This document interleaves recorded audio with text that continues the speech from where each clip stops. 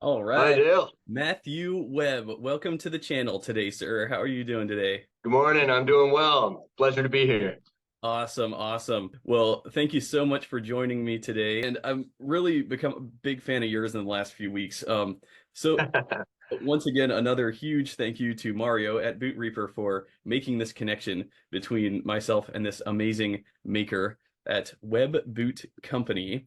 I did release the video, I think, within the last week, and that was a really fun video to make. That was such a killer build, and one of the things I really liked about it, probably the most, is that you were using Sapichi leather from Sapichi Tanneries, because I use some of that leather myself, and I'm a big fan of it, and I just don't see anybody making boots out of it, so that's really cool. Yeah, when I was kind of exploring different leathers at the beginning, I kind of was really just sampling different things. And Peachy was something that a friend of mine had done some other leather work with, building wallets and bags and different sort of smaller leather work projects. And I was really impressed with those projects. And so I chose to, it was one of the first things that I had an impression with that a friend of mine had used. And so I decided to build some boots with it.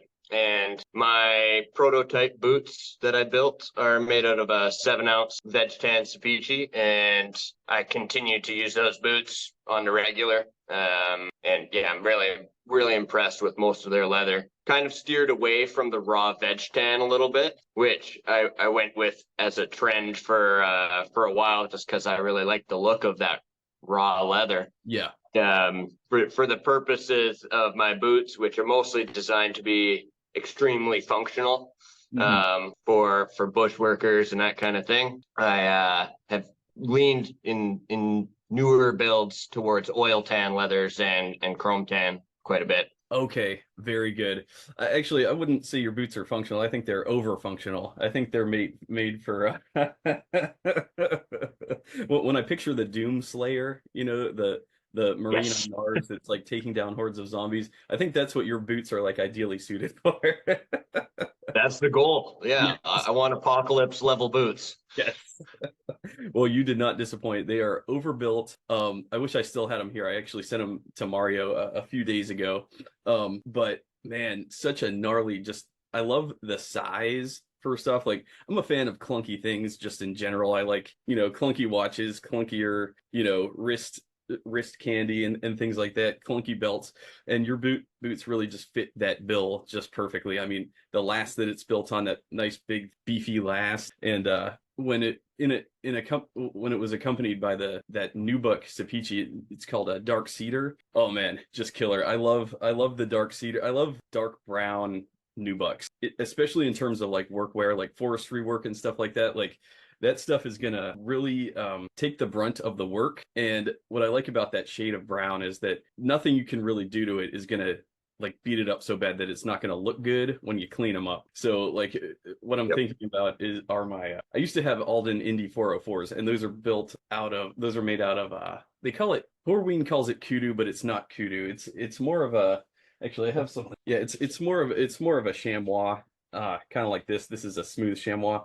But this is essentially what comes to mind with the 404 Indy is like, it's porous and it's sort of matte, and so it can take a conditioner really well. So like in the application of like a bushwear boot, you can dry that thing out and just recondition it so easily. You know what I mean? Because it'll just take the conditioners perfectly. But then you could beat the living crap out of it, and it doesn't matter. Like it'll still look great once you clean them up. So that's what I really like about that type of leather.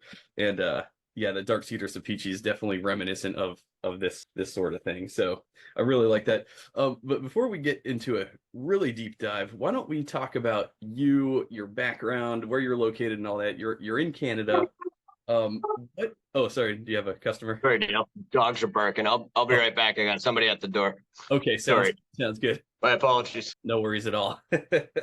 All right. So yeah, why don't we get a little bit into your background and where you're located and sort of what got you into boot making? Yeah, so I've just recently moved back to Smithers, British Columbia. which is my old hometown. I was born here way back in the 90s and moved down to the Kootenays for a little stint as a young adult and found a job as a cobbler down there. There's a pretty historic cobbler in Nelson called DeVito's Shoe Repair, and they're Italian family that's been fixing boots for 100 years. And so that's kind of where I cut my teeth on footwear in general. I had sold boots a lot previously to that, mostly in outdoor stores and that kind of thing. But then when I got to DeVito's, I really started to learn what's involved in a quality piece of footwear. And I kind of learned what welts were and stitch down construction and nail down. And,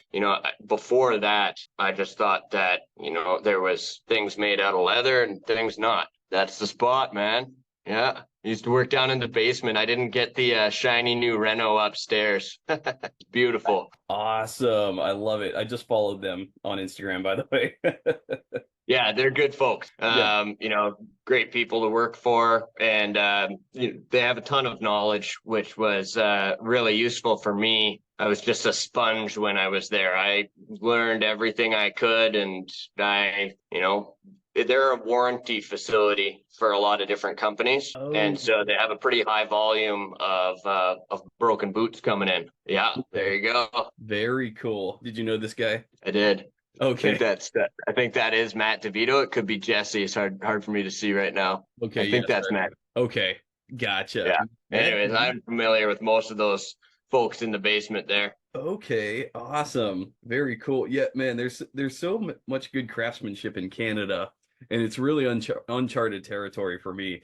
I just interviewed David of Sobrero Boots, who he's a French Canadian based out of Quebec, but he just moved to Portugal, and I was sort of picking it. He's sort of a one-man boot shop himself too.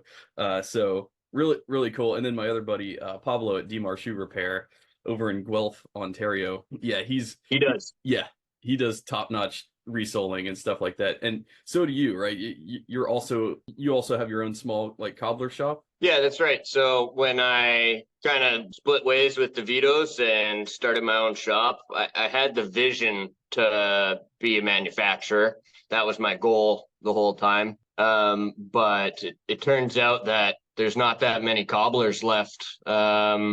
At least here in Canada, it seems like it's kind of a fading art, but people still need their shoes fixed, and they still want their shoes fixed. And so that's what I realized when I kind of went off on my own. I was like, well, people would love to support me sometimes, but then they have all these other boots that need to be fixed still. And so why should I, ignore the skills that I've learned? I feel like it's a service to the community to be able to repair anything. And so I'll fix anything that I can fix. I'm not, I don't have my nose up in the air. I'm just like, no, I'll put glue in hikers and stick them back together. It's totally fine.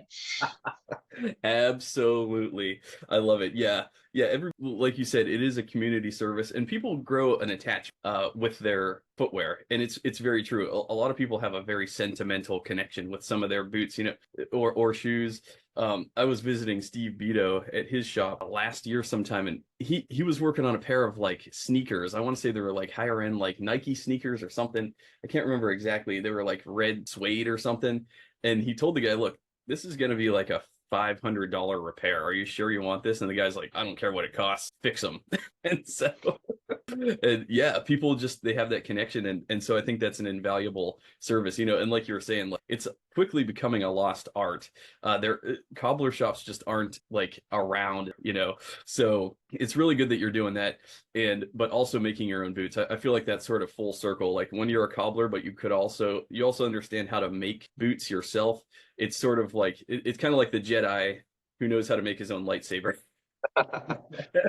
Well, what it's done is it's really allowed me, that experience as a cobbler really taught me how I don't want to make things, as well as how I want to make things. So I got my hands on so many different boots that it's given me a lot of inspiration to pull from. And that's invaluable. I look at all these different things that I've had in my hands, and I'm like, I kind of like this, but I would do something different or make a small adjustment here, and that would be perfect. Or I don't know. Perfection is something that's very far away in the bootmaking world. I think that as I say, it's aim for perfection and settle for excellence. Nice. I like that. And because you can be really hard on yourself when you're making things, Oh, and yeah. it's important to be kind to yourself, and just that helps you become more productive and actually finish projects instead of them sitting there. Absolutely. That is so true,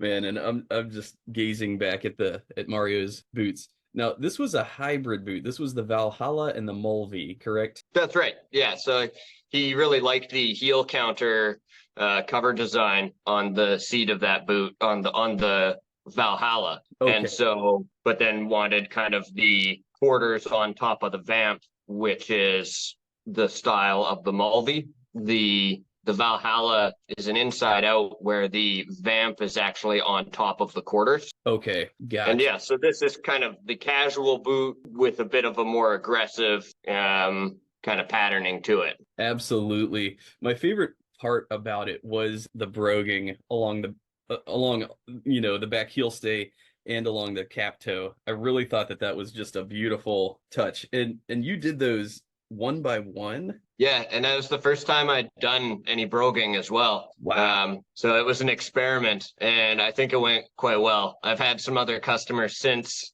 who have seen this build and asked me to do the broguing. So you'll start to see it on some other boots as they come out. Wow. For reference here, let me grab some tools. I kind of want to pick your brain. All right. So for reference, we're using these hole punchers sort of things? Yeah, just single hole punch. And then you need one of these, a wing divider. Okay. So that you can evenly space your lines of where you're going to be placing the holes. And then it's almost easier to use this for your middle set of holes. And then the two holes on the side, you're almost better off to do it by eye, because if you try and do it with the wing divider, what ends up happening is, as the lines curve, because you're not dealing with a straight line, you need to accommodate and make the holes on the inside of a curve slightly closer together and the holes on the outside of the curve slightly farther apart, so that it does look natural. Absolutely. That's what I found anyways. Right, man. Like, I was looking at that, I just was so astonished when I read that you did those by hand because it just looks perfect. And I know what you're saying, because as you're working with leather, it warps, right? And so you need to accommodate for those slight little warpings as you're punching the holes. You need to take like every little curvature into account. And it's really hard to articulate, but like, it's going to warp, it's going to stretch, and it's not always going to cooperate with you.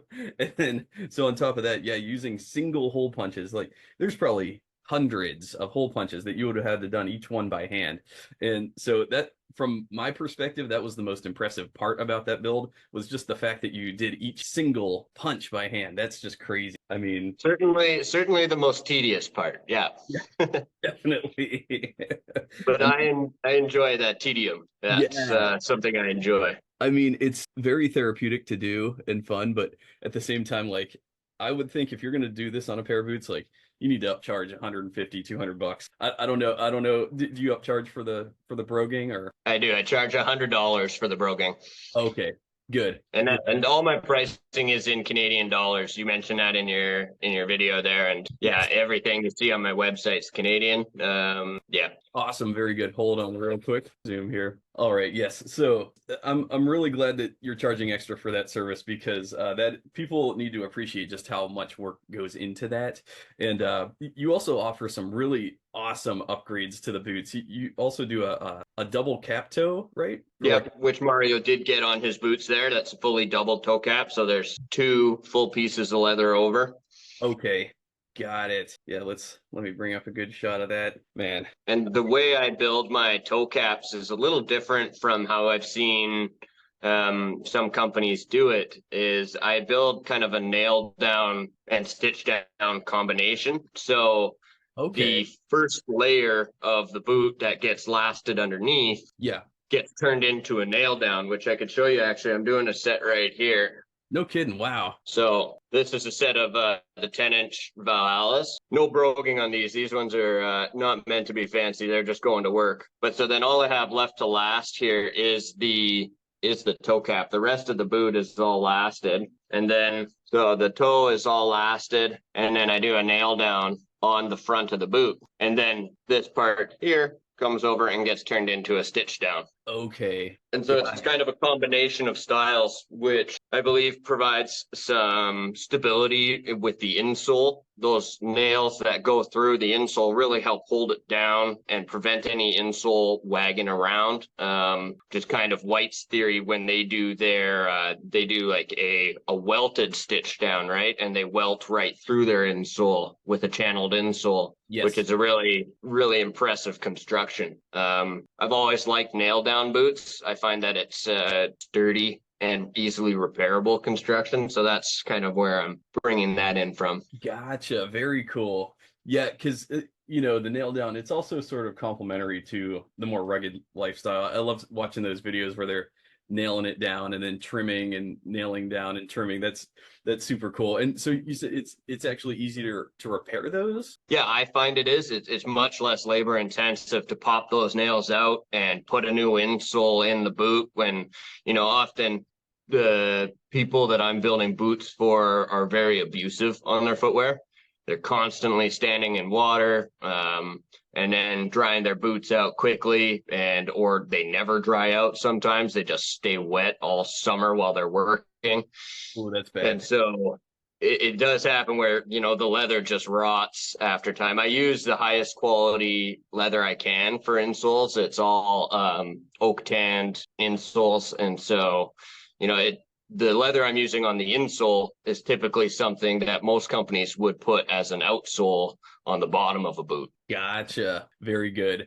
And anybody following my channel, I never shut up about veg tan insoles and midsoles and outsoles. I think it makes the most breathable boot. It moisture wicks naturally. It doesn't get gross over time. And especially if you just allow it to breathe, you know, get some sunlight, especially if they're really wet, stick them in the sun for a few hours. They dry out completely, and it's naturally antimicrobial, and it won't get gross over time. So the fact that you're using those is a testament to your knowledge of how a boot should actually function and age with time. So a lot of times when I see boots with those synthetic foam crap in there, it's like, those are going to get gross even if you don't wear them hard, you know, like, and there's nothing you could do about it. It just traps in sweat and traps in gross stuff over time, and they're just going to get gross over time. Whereas, you know, if you're using all veg tan, you know, throughout the footbed, vastly superior. So that's really good. I'm firmly against any synthetics in my boots. I don't do it. It's all leather, and in my work boots, I do a leather pad under the forefoot. In my casual boot, in Mario's boot there, he's got a cork filler. And so I just always prefer to use the natural material. It's just better for people. It's better for the planet. Like, why wouldn't you do it that way? Right. I completely agree. It's a little bit more expensive, but it's expensive because it's worth it, actually. So yeah, you'll get the payback. Don't you worry about that, right? Right. It's money well spent. I was just looking at your recent post. You did the Valhalla in 8 to 9 ounce water buffalo built on the Munson last. I almost for a second thought this was the dark cedar, but just reading the description, it's actually water buffalo. Yeah, and that's a water buffalo that comes from India, and there's no water buffalo production in North America, and so I get that stuff from a supplier who brings it in from India, and I've been very impressed with it. That stuff is extremely challenging to work with. It's not easy to get into the shape of a boot. It's very rigid, and you know, I think in the little spiel that they have for the leather from my supplier, they say that it's recommended for armor, you know, like people that make, you know, the replica armor stuff. And so I was like, well, if it's good for armor, then it'll be good for my boots. And yeah. 8 to 9 ounce, man. For reference, for those who aren't familiar with leather weights, so your typical nicks and whites, they're using 5.5, 6 ounces, and that's considered pretty for a boot. Most of the time, people are using more like 4 ounces for like a casual boot. But yeah, 5.5, 6.5 ounces is like a really rugged boot. And so your boots, 8 to 9 ounces, they're just thicker than they need to be and just way more durable. So a little bit tougher break in, I'd say probably, but in the end, like indestructible. That's the goal here. I didn't know that I thought it surprises me that other companies would use a 6 ounce leather as a work boot leather. Yeah, in my mind, that's a dress boot leather, but maybe that's just because I'm a overkill kind of builder. I really do want my boots to be the toughest boots I can make. That is my whole goal here, is to build boots like the old days for old school people that want a higher performance product. That's what I'm trying to achieve. Very cool. Yeah. Also for reference, these are some my Nick's Nobleman's Apothecary collab swashbuckler boot. And beautiful. Yes, love them. And yeah, this is, I think, 5 to 6 ounces, and they're tanks. This is 5 to 6 ounces. Solid boot. Yeah. So okay. Increase that thickness by 30%, and that's what you're working with. So I mean, very commendable. Yeah, the 9 ounce is, I know you're in Imperial, but it's 4 millimeters thick, which is, I think, sneaking up on a 1/4 inch thickness kind of thing. Yeah, wow, that's unreal. Yes, I know the millimeters because of my insoles. So my thin insoles are 2 ounces. Those are 2 millimeters is 6 ounces. 4 millimeters, or sorry, 2 millimeters is 5 ounces. 4 millimeters is 10 ounces, and 6 millimeter is 15 ounce. So okay. Yeah. I know, because some people ask me what's the thickness in millimeters, and I just didn't know.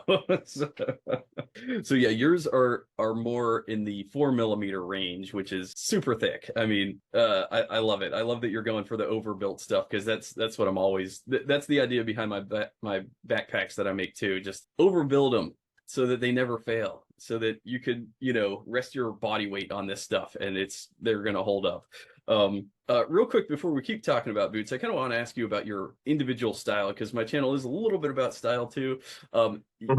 You, sir, have one impressive beard. How long did it take to grow that thing? I think this is kind of a spring start for me. I started this puppy, I don't know, I kind of am a no trim kind of guy. Like last summer, I think I had like a buzz cut and my mustache. Okay. And then now I've got a big mop of hair and beard again. So, next time you talk to me, I could have mutton chops. It's pretty unpredictable. Yeah. Oh man, I like this look right now. The long hair with the beard. Perfect. I always have lived in the bush kind of situations. When I started my business, I had a cabin in the woods that was, on 10 acres and pretty rustic. It was a very windy cabin. And that's where all my machines were. For a while, I was working out of the spare bedroom of my house, and then eventually the machines started to kind of end up in the living room, because I just kept buying new sewing machines, and I had like leather and boots all over the dining room table. Yeah. And kind of became inconvenient at a certain point. So that's part of what instigated us moving back up to Smithers here. And so my wife and I, we kind of put a few options on the table, and I started to do some research about, is there a cobbler or a shoemaker in northern BC? And the closest one is Tom Brooks in Quesnel, which is about 5 hours south of us here. So there's nowhere in northern BC to get your stuff repaired, your boots fixed. Wow. And so that's kind of really what encouraged me to come back to my hometown and provide what I'm doing here. Okay. Is that, it's a kind of an open niche that needed to be filled, and people have really lined up and made me extremely busy. That's awesome. It's good. That's good. Yes. Like they say, I can't remember the phrase exactly, but open the doors and they will come. So yeah, I just keep showing up at work at this point. I show up early, I go home late, and I just show up and turn the machines on, and one day hopefully I'll have some help in here, but right now it's just me mucking around trying to get it all done. I can understand, and I commend you on being a one-man operation. Sometimes my wife has to step in, and she actually helps me fulfill some of my orders now, because I mean, between the video making, the editing, and then fulfilling orders, and then Instagram posts, it gets to be a lot. I don't have to tell you, especially if you're cranking out resells and everything, it gets to be just too much. So yeah, without my wife, I'd be drowning right now. So I understand Yeah. needing help. Yes, absolutely. Yeah, just keep swimming, man. That's the only way. It's the only way. But yeah, I really like that you've sort of not only taken on the lifestyle, but your style also complements you're trying to achieve. You know, you got the beard, you got the rugged look going on, and then you have the denim. Is that a denim shirt? Oh yeah, yeah. My half of my Canadian tuxedo, I'm rocking the denim with my Carhartts, which are a daily situation. I can't have enough pockets. I'm always looking for a knife or a pen or something that's got to be close by. And yeah, I haven't quite got into the whole salvage denim world yet. I'm more of a simple kind of guy. Yeah. But one of these days, I know once I get in there, I'll never go back, and then I'll be buying $300 jeans all over the place, and that'll be, the end of my finances. But that's okay. Exactly. Yeah, I've a lot of the salvage stuff I feel like is kind of hype. I mean, really, it is just a seam. That's the only difference, really. It's Okay. just a seam. So my Levi's will keep doing me just fine then. It's the same material. They just there's special aspects to salvage, but I think a lot of that is hype, frankly. It's become sort of its own niche, and salvage doesn't always keep my attention as much as boots do. That's why I just love the boots, the leather work. But yeah, nowadays most of the time I'm just rocking my standard stretchy like work pant.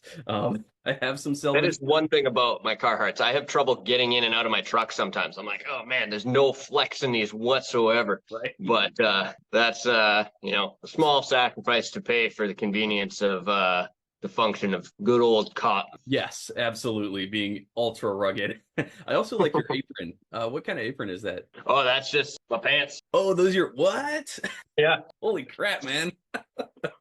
Wearing the overalls. Dang. Are those Carhartt? Yeah, just the Carhartts. And I think you typically see them on carpenters or welders and those kind of people. And I have a couple sets, and I just wear them until they start falling apart. And then I stitch a leather patch on here and there. And I keep them going at all costs. Yeah, I've been wearing these. This set I just got in the spring, and it's kind of embarrassing wearing new Carhartts. You look like the guy that's wearing the workwear but doesn't work, and that's unacceptable. Absolutely. So I've done a good job of beating them up. They're all covered in black dye and contact cement and everything else. So looks like I have a job now, which is good. You gotta earn that patina, That's right. Yeah, it doesn't come on day one. It does not. How about your boots? What boots are you rocking today? I'm wearing a set of the Mulvey 6-inch boots, the prototype ones that I made, which are made out of the black Horween Chrome XL. Okay, very cool. Are those on your Instagram? Yeah, they're the black ones with the yellow stitch, which is actually a Kevlar stitch. Okay, interesting. What was it? Was it this pair? Nope, that is the first set of Valhallas. Go a little later on, further towards the top there, you'll find them. Those are the ones. Okay, awesome. Yeah. Beautiful. So that was Mulvey number 1. That was the first time I'd done a traditional kind of style with the quarters on top of the vamp and a 6-inch boot. Okay, love it. Yeah. Beautiful. And what was the inspiration behind the name Mulvey? So that's I've always been a big outdoors kind of guy. I love going hiking and canoeing and getting out in the mountains. And being in British Columbia here, we're so spoiled with our backyard, Wow. Doesn't matter where you live, it's pretty cool outside around here. And so in the cabin in the woods where I was living in Slocan is the name of the town. There's a big provincial park called Valhalla Provincial Park, which is the inspiration for the Valhalla boot.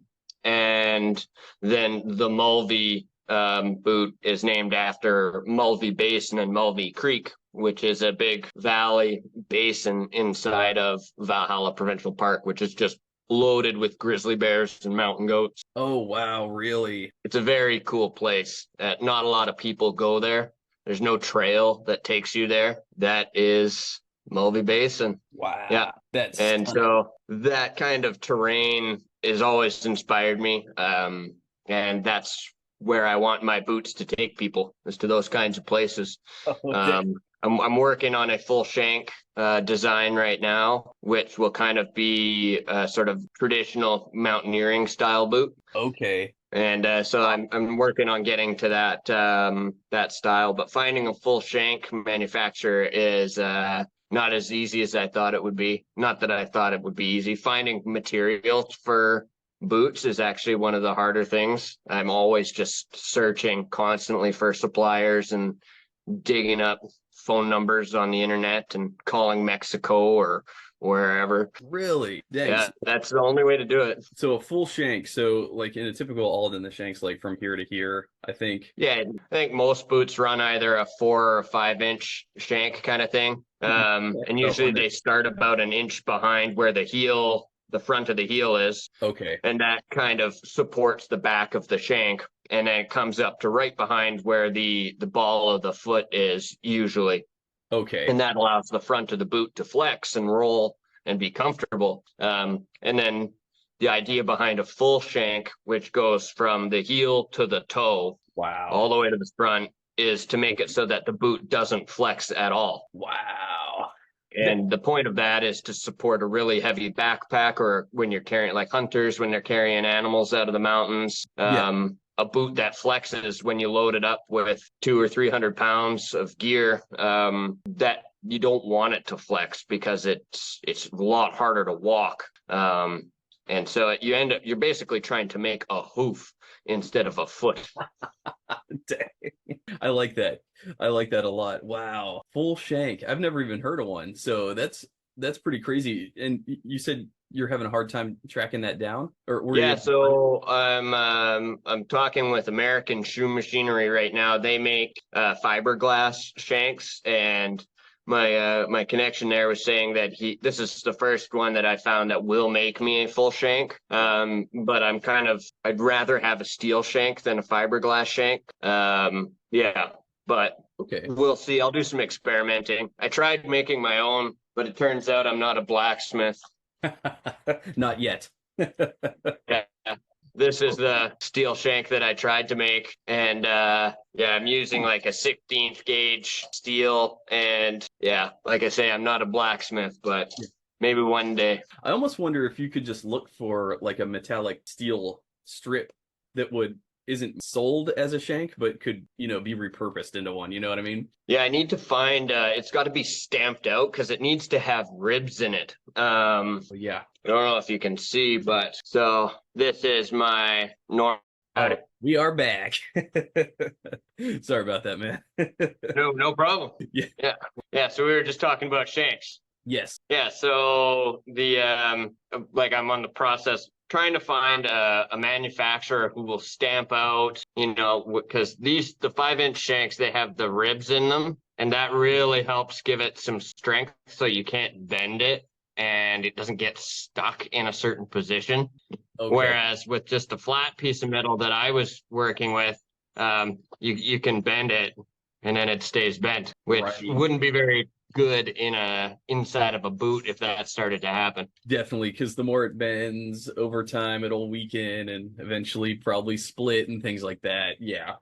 So it's got to be stamped out by somebody with a bunch of sheet metal machinery. That I'm trying to source that locally. Gone around to different auto body shops, and they look at me like I'm crazy. They're like, "What? You want parts for boots?" I'm like, "Yeah, those things on your feet." They should. Yeah, if you know a good metal smith, they should be able to accommodate that, I would think. So, and yeah, there's no reason. Yeah, even a local automotive shop wouldn't be able to make something like that, I would think. So, yeah, but once you get that little operation moving, then you're in business. Get thousands of them, be set. I've got like a little fiberglass one here, which is I think like a 5-inch fiberglass shank, and it's pretty good. You know, like I think you'd have a hard time breaking it.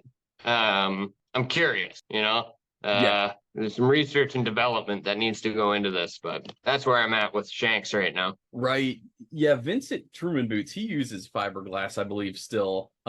He likes it because they're lighter weight, and actually, Yep. I think they're a little cheaper too, if I'm not mistaken. Hmm. And I'm not sure, but they're also very durable. Like they won't snap on you. So Okay. yeah, Well, so maybe I should do it that way then. yeah, definitely. I wonder if I could reform it. That would be the real trick is, can I form it to the shape of the Munson last? Because I don't want to change the profile of my boot with whichever shanks I'm using. Like in a lot of traditional cowboy boots, they still use a big old nail in the bottom that they just heat up and hammer that into the shape of the shank that they need. Really, I didn't know that. That's cool. Dang. Yeah. It's and that goes back to the Romans. They actually used to in their sandals, because I find it very impressive that the Roman Empire was built by people wearing sandals. You know, it's truly what a bunch of wild people. Yes. But yeah, they used to put nails in as a shank in their sandals, and that's how they made durable, tough, battle-ready sandals. Wow. I didn't know about that. That's really interesting. But yeah, That's one of the first, you know, records of a metal shank in a boot goes back to the Romans. no kidding. Wow. Yeah. That's so cool.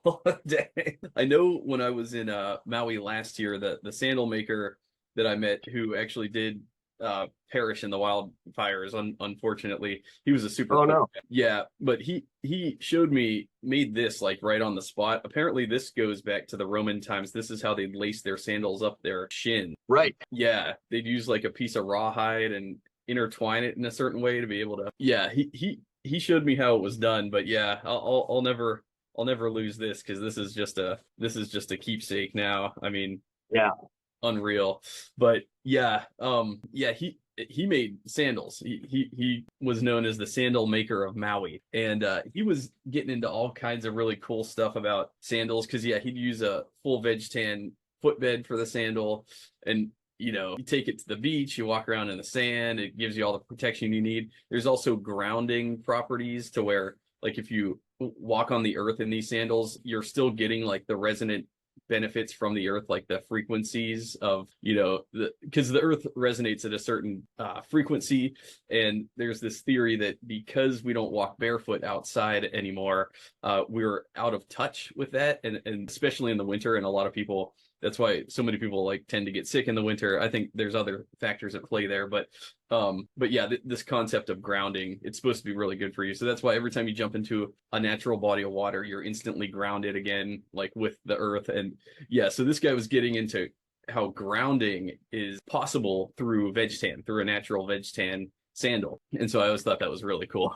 But Well, I've had a few customers ask me about that with my boots, and that's kind of why I decided to make. So, did you see the hobnail boots that I made? yes. And so that was for a lady who wanted to have a durable boot, but also wanted to be grounded. And so I kind of met her in the middle with this idea of like, okay, well, my idea is to build you something that's purely natural materials, except for the heel, because I wanted the heel to last and just wear well. And so I went with the diamond oak sole, and then with the hobnail, I believe that'll still provide a good connection. And really, you know, I think that in a time before synthetics, this is, you know, what people were wearing on average. And so that was a really fun build. I really enjoyed doing that. If there's anybody watching who wants hobnail boots, please come find me, and I would love to build you some hobnail boots. Dang, man, that is next level. I love it. That was a lot of fun. Yeah, I never see people making hobnails anymore, but I love the look of it. And was that difficult to learn how to do? Not so much. You Okay. you just you kind of want to wet the insole or soak it with some oil before you drive the nails in, and that helps the sole swell around the nail and hold it in place after it's in there. And then the trick to maintaining it is to continue to oil the soles as you wear the boots so that the leather doesn't dry out and move away from the nails. But I do believe it was fairly common to end up replacing your hobnails as you wore that style of boot. That makes sense. Actually, let me come over here. I have one pair of hobnails. Oh, do you? Cool. Yeah. Show and tell. Yeah, let me walk over here, grab it.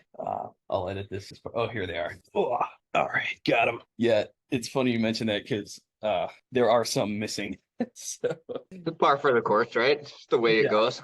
definitely. All right. Yeah. So speaking of hobnail boots, these are some ski boots, old 40s era vintage ski boots that I picked up from a local antique shop. And like you're saying, there's some hobnails missing out of there. That's like a very traditional, like a mountaineering boot almost, with the triconii nails around the sides. And yeah. And so is it wood pegged, or are those nails as well? I don't. Oh yeah, it is. It's wood pegged. Wow, that's quite the construction. Yes. Very impressive. Yeah. I don't know anything about the brand or the leather or anything. All I know is that they were sold as ski boots. So, and what do you call these? You said these were the triconis? Yeah, and so I've got some here somewhere, but more the modern style to find them. Cool. Yeah. And so I didn't know that term when I was doing the video. I was trying to find all the information I could, and it's scant out there on ski boots. Like, well, and try buying those nails that go over the sole edge. Like, yeah. Good luck finding them. And so, oh, cool. So you have and the. so there's all sorts of different shapes, but these ones have the kind of teeth on the side. Yeah. And it's really, more modernly like that. I would say, that's really a mountaineering boot, like a traditional Swiss kind of mountain boot. And then the more modernly, those types of nails have been adapted into the logging industry. And then they're only applicable on a nail down boot, because with a stitch down, at least with this style of triconii, you have a limited amount of space for the edge to climb onto the edge of the sole, and nails come in both from the top and from the bottom on an angle to hold the triconii in place. And it's originally from Switzerland is where the history of these nails comes from. And I think they were often used in military boots. I know there's a bootmaker in New Zealand, actually, who makes full leather sole hobnail boots with the triconis around the side. And I was going to try and source triconis from him because he has the original Swiss ones, but I can't find it. The actual manufacturer. Someday I will find them. But right now I'm getting these ones come from WESN Boots in Oregon. Okay, awesome. So Wesco's making them. That's gnarly, man. Yeah. That's so cool. Yeah, like you're saying, like I noticed that they're almost held in by a staple. It looks like. Yes, yeah. That's the original triconis did come with a staple that was manufactured specifically for that nail. Okay. Yeah. I just used like a ring nail, a threaded nail for mine. Okay, gotcha, man. Try finding a bootmaker that can make you boots with triconii nails on the sides these days. I think there's just a few. Wow. So to be clear, everybody, you can do this. So Webb Boots, if you're looking for something like that. If you want something old fashioned, I'm your guy. You know what? I should move forward. We should move forward with a build. You could make me something really unique. I think with some trichone nails, that would be badass. I would love that. Well, I saw your hiking video that you did going up the million steps there, wherever that was. Yeah. And yeah, if you walked up that trail with a set of hobnail boots, people would just be looking at your feet the whole time. I know, exactly. So true. And you know what else I was trying to, maybe you might have an idea. You see these like sort of indents here? Yeah. Do you have any idea what that would have been utilized for? Maybe like a galosh or something that came across? I don't know. Yeah, maybe it was a lace cover. That would be a logical kind of thing. Okay. Is it look like it was manufactured into the boot or something that happened afterwards, do you think? Good question. I just can't tell, but I think yeah, maybe whoever used the put them on after the fact. Well, and so my other thought is that it could have been from wearing a crampon that gets added onto the boot afterwards. Yeah. And then the crampons, they had straps that would buckle shut. And so maybe it's from a rivet on a strap that was pressing into the boot in that spot, but hard to say. That could very well be, yeah, because it is on Both boots. To a lesser degree on this pair. Or well, yeah, this one's so they're sort of not even from pair to pair. So I think you're right. I think it's probably the crampon. Because like on this one you see how the indent is closer to the eyelet, whereas this one's more further away. So I think probably the crampon that's a good theory. I like that. Cool to think that those boots have been on a glacier somewhere. Yeah, that's pretty neat. Right. They probably were. I know nothing about the original owner, but yeah, I figure if I'm gonna ask anybody about about this construction, then you're probably the guy that would know. I really enjoyed boot history, and there's a lot of history in the whole boot world. People have been wearing shoes for a long time. Yes. And it's a dream of mine to come to Toronto to I believe it's called the Beta Shoe Museum that's there. And she's got like thousands of years of footwear stashed away. And yeah, one day I'll go and I'll nerd out over there. Oh, definitely. Beta Shoe Museum? Yeah, BATA. Okay. Oh, wow. Okay. Yeah, she has quite the collection. 1930s. Yeah, she kind of does, I believe, kind of like an art museum where she'll do a certain presentation where, maybe this month it'll be 1930s. Yeah, it looks like a cool place to go visit. Looks really cool. That'd be right up your alley. Yeah, I think she presents certain eras and, anything from ancient times to, more modern. Yeah, which, it's hard to call the 30s modern, but that's not that long ago in the shoe world, I think. Yeah, that's true. Oh wow, there's a shot here. It looks like something real old. I can't tell from the visuals, but it looks like Eskimo boots possibly or something in there. Moccasin style. Yeah, exactly. Wow, that's really cool. Well, next time I'm in Canada, I'm going there, that's for sure. Yeah, hit up Toronto for the Beta Shoe Museum. Absolutely. Yeah. Man, so much to see and do in Canada. Yeah, it's a big place. I haven't seen it all yet, and I don't think I ever will, but I'm kind of a West Coast boy. It's hard for me to get on the other side of the Rocky Mountains. It's just there's so much to see here in BC that, I have a hard time leaving. Definitely. I could completely understand that. And yeah, there does seem to be quite a bit of wilderness out there. So I have to ask. Please do. Yeah. How many Sasquatch sightings occur in your area, would you say? Well, I kind of worry sometimes that people might find me and take a shot at me. But there's definitely people that are full-on believers. I've met them. I know them. I take it with a grain of salt. I'm a seeing is believing guy. So I'll let you know when I find a Sasquatch. But for now, I'm skeptical. Maybe you could make him a pair of your boots. I think he'd be at home in a pair of Webb boots for sure. Yeah, I imagine that his calluses would be pretty thick on Sasquatch feet. Yeah. Yeah, your new brand logo could be let's see, good enough for a human but made for Sasquatch. That's good marketing right there. I like where your head's at. Yeah. I'm just thinking of that what is it? Whatever that deodorant was, strong enough for a man but made for a woman. So that's kind of where I got. That's good. Yeah. Oh man, yeah, that's awesome. So talk to me a little bit. I'm interested about how you learned boot making in particular. How did you fall into it? I mean, it started with the cobbler work, right? Yep. Okay, And and then then from really there. I taught myself. Oh, So this is all trial and error.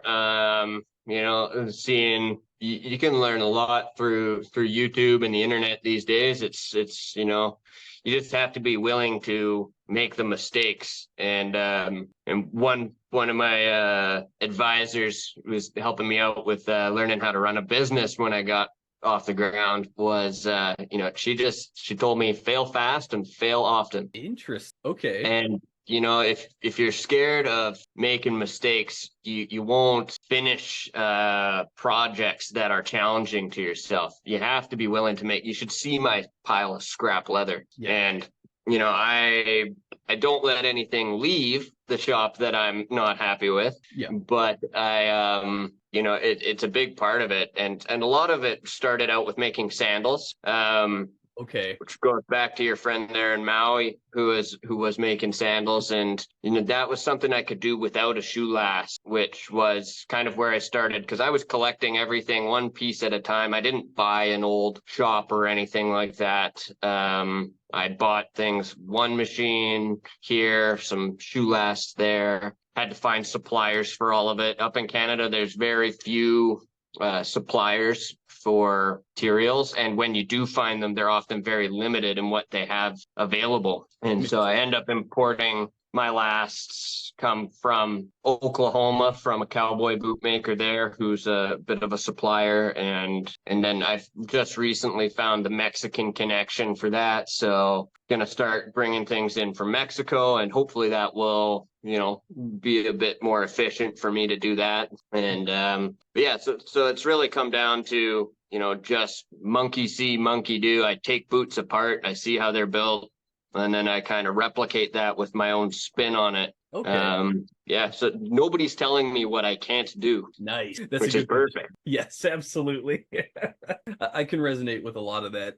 When I started making backpacks, I based it off of a backpack I had ordered a couple years prior, and I really liked it. And I wanted to buy another one in a different leather, and the lady had shut down her business, and so I just said, you know what, maybe let me see if I could replicate this and put my own spin on it, like you're saying. And yeah, I found ways to make it better, to upgrade it, to overbuild it, to add reinforcements, because there were parts of the bag that was, were failing in certain spots. And so I just decided, how do I prevent all that, moving forward? Oh, double layer this, double stitch this part, high stress points, use a higher grade rivet and things like that. And I was astounded when it first came together. You know what I mean? Like when I was done, I thought for sure it was going to fail. I'm like, I don't know what I'm doing, so it's going to fail. And I was just blown away when it actually came together. You know what I mean? Describe your first boot that you built. What was that like? And were you also shocked by like how it all came together? Yeah, it was a somewhat traumatizing experience, actually. I didn't know, about, it seems like common sense to me now, but that I should get the leather wet and do stuff like that. A lot of it actually started with the pattern making, which is where everything starts. You're looking at this shoe last that you've got, and you're like, okay, I gotta get some leather. I'm gonna wrap it around this. How's this gonna work? And the geometry of my first set was really weird. And, it was not going to be a comfortable boot. Interesting. And so that one is still in my scrap bin over there somewhere. The first set that I actually made is very similar to that, but then I corrected the geometry so you can actually get your foot into it. You can actually walk in it. It doesn't crease in strange places. But yeah, it actually went fairly well. I still wear my first boots. They're kind of my bush boot. I use them for splitting firewood and messing around. And that's the one that's made out of the 7-ounce Sapichi, which I've been quite happy with. I don't use my boots as hard as forest firefighters or loggers or foresters, which is kind of why I've switched to the 8-9-ounce water buffalo.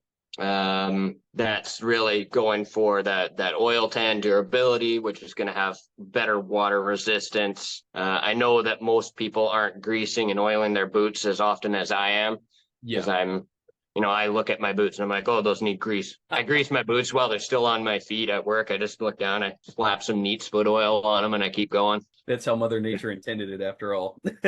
Yeah.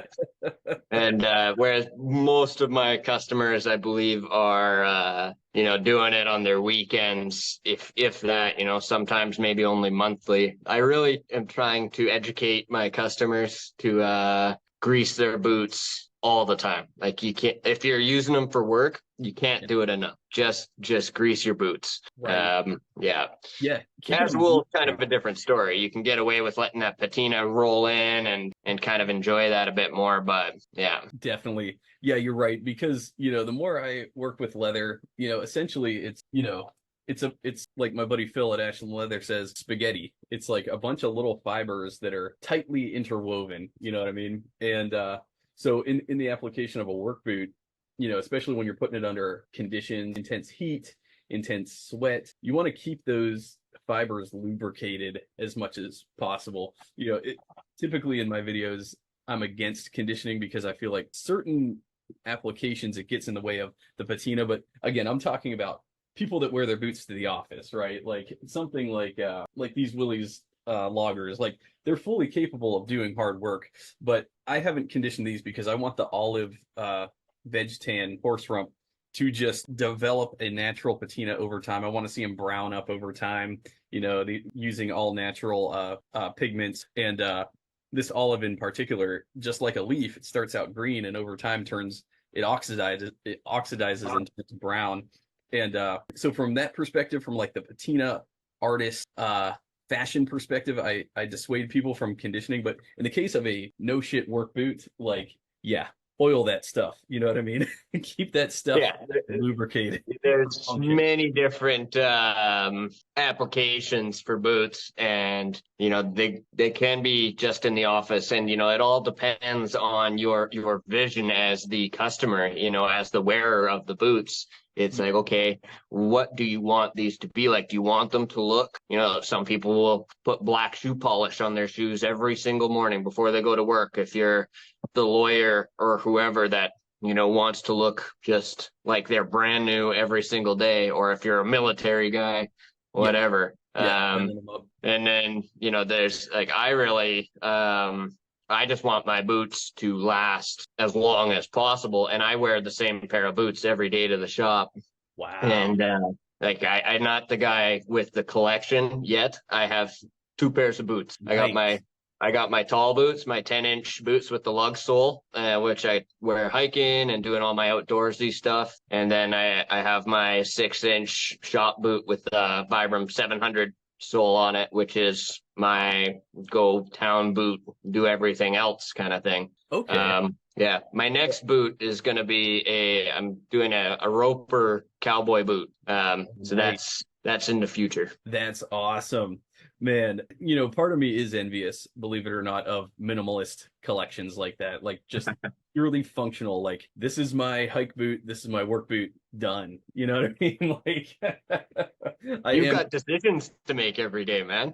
Yeah, it's stressful because I want to support my friends who have their brands, and I want to I want to represent them more, but it's like this rotation is ridiculous. Even if it take you a while to break your boots in. It does. Yeah. Forever. So I could probably do a better job of like rotating through, but it gets to be just too much. I love it, and I love all the boots, but it gets to be a lot. So it's a good problem to have, my friend. Yeah, I suppose it's a decent problem to have. One of my favorite boots that you make, probably the most impressive, is the Valhalla 16-inch. Yeah, those things are wild. Yes. Talk to me about the inspiration behind these boots. Like, what went into this? So it's kind of based off of like the RCMP, the Royal Canadian Mounted Police. They have a tall riding boot that they wear, and so that's kind of where I took the visual of the boot. But then I wanted it to be a very functional. It's not for riding horses. This is for forest firefighters. Yeah.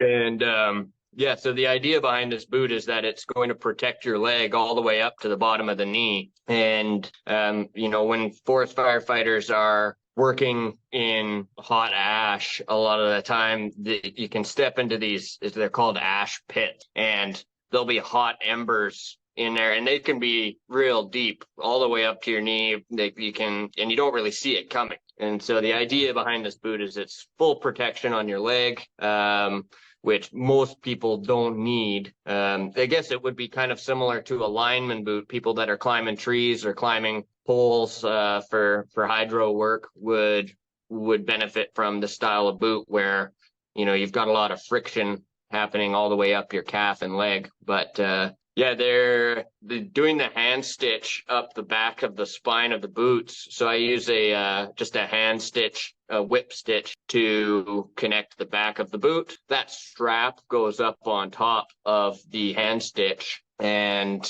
doing that hand stitch takes quite a bit of time. Yeah. You don't say. Wow. Yeah. I believe it. Wow. But I found that hand stitch is the best way to create a durable connection at the back of the boot. Much better than a machine seamed boot. A lot of companies will use a zigzag sewing machine to join the two quarter panels. But most small makers are doing a hand stitch. And that way I get to use a higher quality thread. I use a Ritza braided thread. And so cool. That's really keeping the back of the boot together, which is one of the spots in boots where I look for a weakness, and then I say, okay, how do I eliminate that weakness in a set of boots? And often, if you look down inside a pair of well-worn boots, you can see that the quarter panels, that stitch gets worn out and starts to buckle and separate from itself. That makes sense. Yes. And you mentioned Ritza tiger thread. I am a Good huge stuff. fan. Yeah.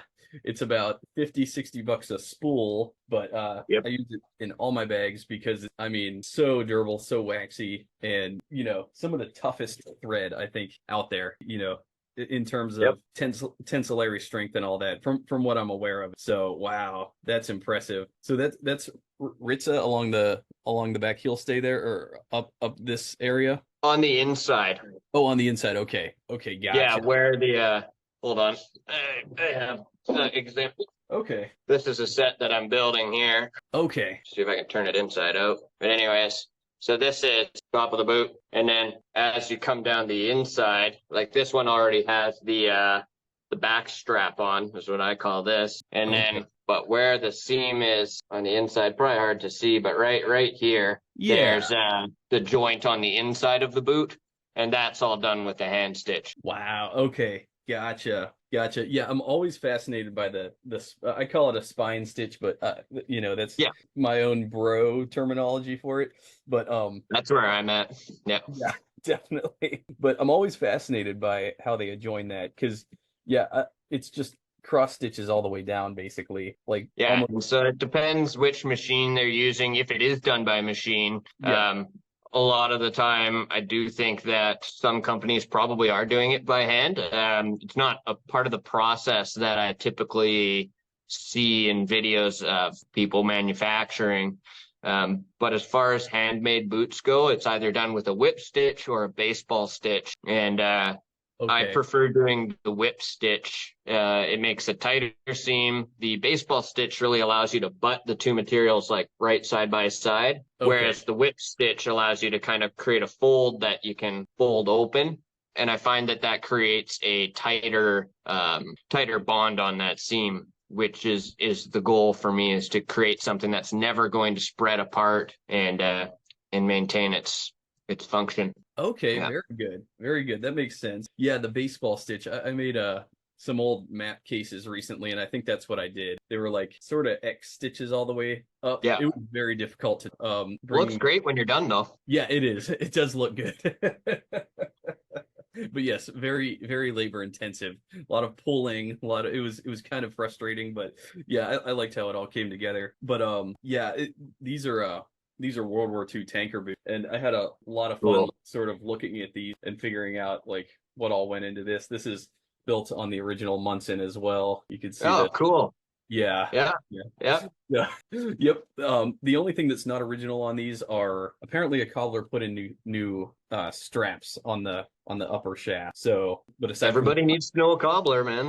They come in handy. oh, they definitely do. So, but but yeah, I'm always very intrigued by the spine and how that always comes together. But yeah, like looking at the construction of this is no different from like, an Alden construction, made back in World War II days, for this is I believe this is an officer's cavalry tanker boot specifically. Okay. Yeah, this would have been worn by officers. I have another example of tanker boots that I did videos on with the straps that just wrap around the shaft as opposed Yep. to buckling shut like that. So yeah, pretty cool. But yeah, I could grab those real quick. All right, yeah. So here they are. These are traditional tanker boots with you can see this strap. It just sort of winds around the back. Almost like that Roman sandal Yes, inspiration exactly. to hold the leg. Right. Wild. Exactly. Yeah. And Huh. yeah, speaking about history, that I decided, okay, I'm going to get some historical pieces from the period, Very cool. Yeah. Yeah, I love it. Now, these are not built on a Munson last. I don't know what last these are built on, but once again, very difficult to dig up information on who made this stuff. And, all I could really do is rate what I see. This does have a split reverse welt all around Very cool. the Yep. perimeter. Yeah. So, but yeah, I believe these are. Yeah, I think these are Goodyear welted too. Yeah. So, but yeah, the hardware on them is kind of chintzy, which is reflective of that period. Not the best hardware. Yeah. Kind of lightweight, kind of probably aluminum or something like that. So, but I just can't help but think what stories these could tell if I knew the original owner. Yeah, I imagine if boots could talk, right? We'd all be in trouble. Right. Exactly. Yeah. Yeah. I I love it. find it really interesting that older manufactured stuff, I think a lot of things in the footwear world were often built in, the Industrial Revolution really did ramp up production of different things, and footwear was certainly one of them. But I do think that in a lot of cases, there was a shoemaker in a town, and then he built the shoes for that town. And that's how history was for a long time until we got to modern factories. And that's kind of, where I'm at with my business is I really want to bring local manufacturing back to northern BC and British Columbia, where in Canada, we've seen manufacturing just basically vaporize in most sectors. And yeah. I think that it provides wonderful jobs that teach people skills that, you go home, you sleep well at night because you worked hard that day. And at some point, we stopped wanting that. We stopped wanting to work hard. All right. We are back in action. Yes, sir. Very cool. So you have a customer? Or... No, I just hear noises out there. I kind of work in an industrial area. Oh, so yeah, my dogs will let you know if there's somebody here. Very good. Dogs do a good job at that, I'd say. They're probably they're doorbells. Friendly doorbells, but they're doorbells. That's good. That's awesome. Yeah. So one thing going on this history kick is and your hobnails actually made me think of this. I was shopping for some antiques in the last few months and mainly looking to buy like World War II era boots and things. And I noticed this was like $20 or something. And it's these Giles boot protectors. And it's really cool. It's in really good mint condition, but essentially what it is all these metal like whoa. Yeah. That's cool. Yeah, very neat. All different taps, eh? Yeah, exactly. And then on the reverse side, got all those nails poking through. Love it. Yeah. So I was gonna do a video on this too. But yeah, it's got like all the descriptions. Here are some alternative selections to the ones you have bought. Ask for the selection number to be sure of getting the right kind. And yeah, just super, super cool. Yeah, manufactured by John Giles and Sons in Bristol, England. Let's see, they are unbreakable, and I can't read the rest. But yeah, the works where the superior boot protectors are made. Yeah, very neat. Like very period specific type of a product. Very, just as soon as I saw it, I'm like, I gotta get that. Like, Yeah, that's a pretty neat artifact there. I really like stuff like that. I collect old boxes of nails and pound in spikes because all the old cork boots, like you were talking about there, some of the boots I make are from, mostly for loggers and stuff. And so the old fashioned logging boots used to have a leather sole, and instead of hobnails, they would have real spikes in them, but you would still just hammer them into the sole. And yeah, pretty interesting period of time before rubber was really commonplace. So true. Yeah, and I really like your boots too that have the what do you call those? The spikes coming out. Are those steel or? Yeah, so there's different styles, and so it's called a cork. I know it's spelt wrong, but it is pronounced cork. And so there's different ones that are made out of a steel. Some are made out of tungsten. Those ones are called a surmec.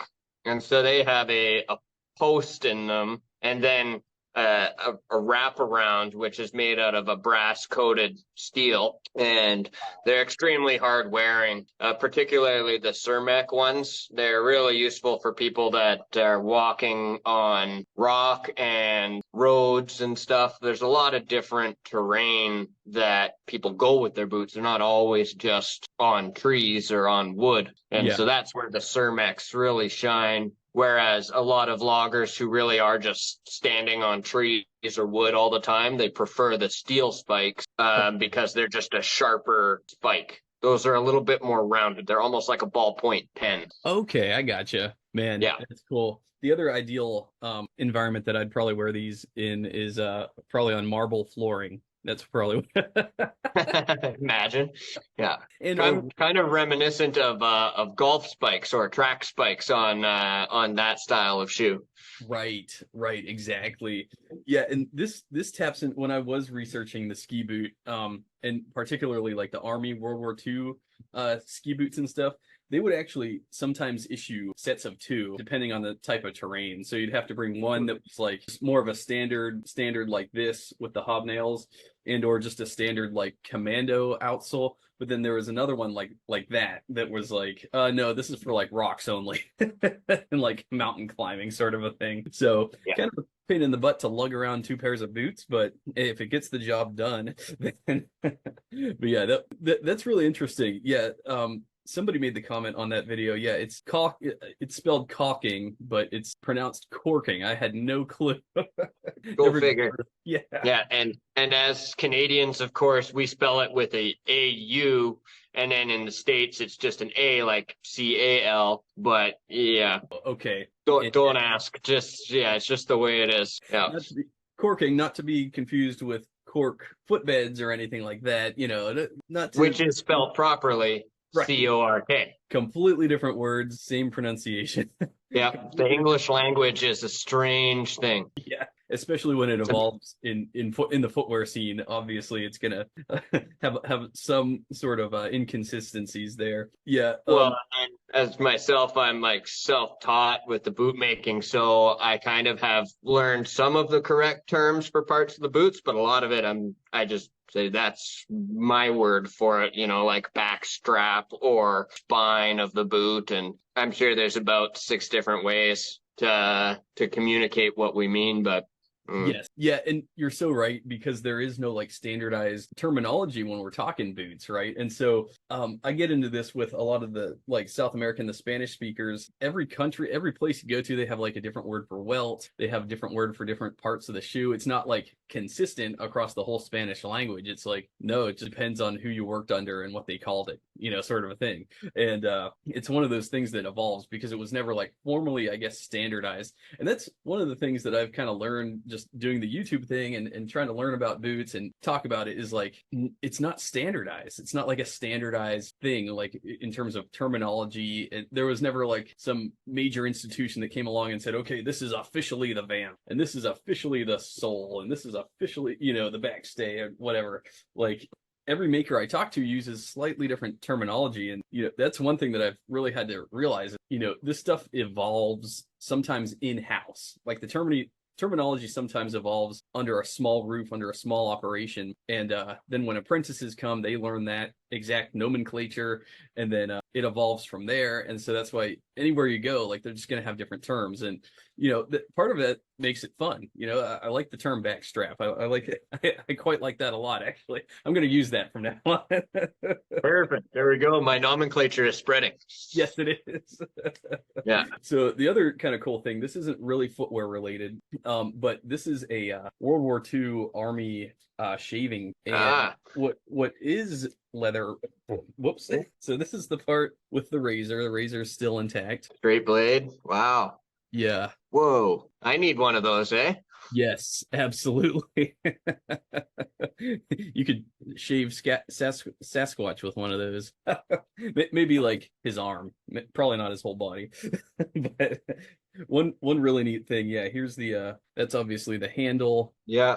And that screws in the valet, I guess, somehow. Yeah, so that'll screw in. The threads are kind of old. Well, it's not screwing in at the moment. But anyways, what's really cool, how it relates to leather, is I used to read like, oh, shell cordovan, oh, it used to be used for leather stroping. I'm like, what the heck's that?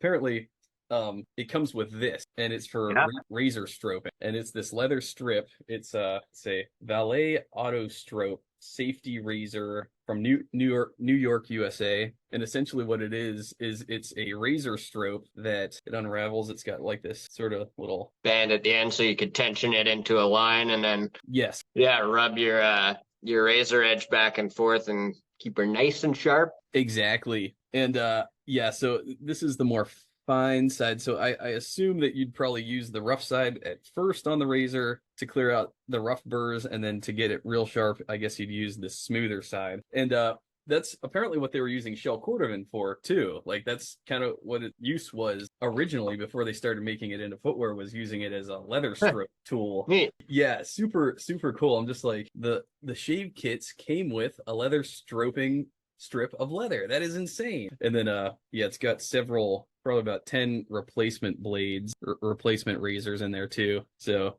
pretty neat. Like, but yeah, just knowing that you like to nerd out on this stuff, I figured I'd bring this stuff in, because I'm trying to do videos on this stuff, but sometimes it's better just to organically talk about it. Yeah, well, it's all applicable, right? Like, there's nothing more useful than a really sharp knife. It is one of the skills that I've really evolved since I started making boots. Is now I keep my knife like deadly sharp. I use a strobe as well. I use Jeweler's Rouge, which is it's like a polishing agent for jewelers, and they use it to buff different metals. And so you can get stuff that's specifically for stainless steel or for different types of metal. And then you just work this into, I use like a rough out leather, like a suede, and I just pack it full of this. And then I just have this little block that's full of it.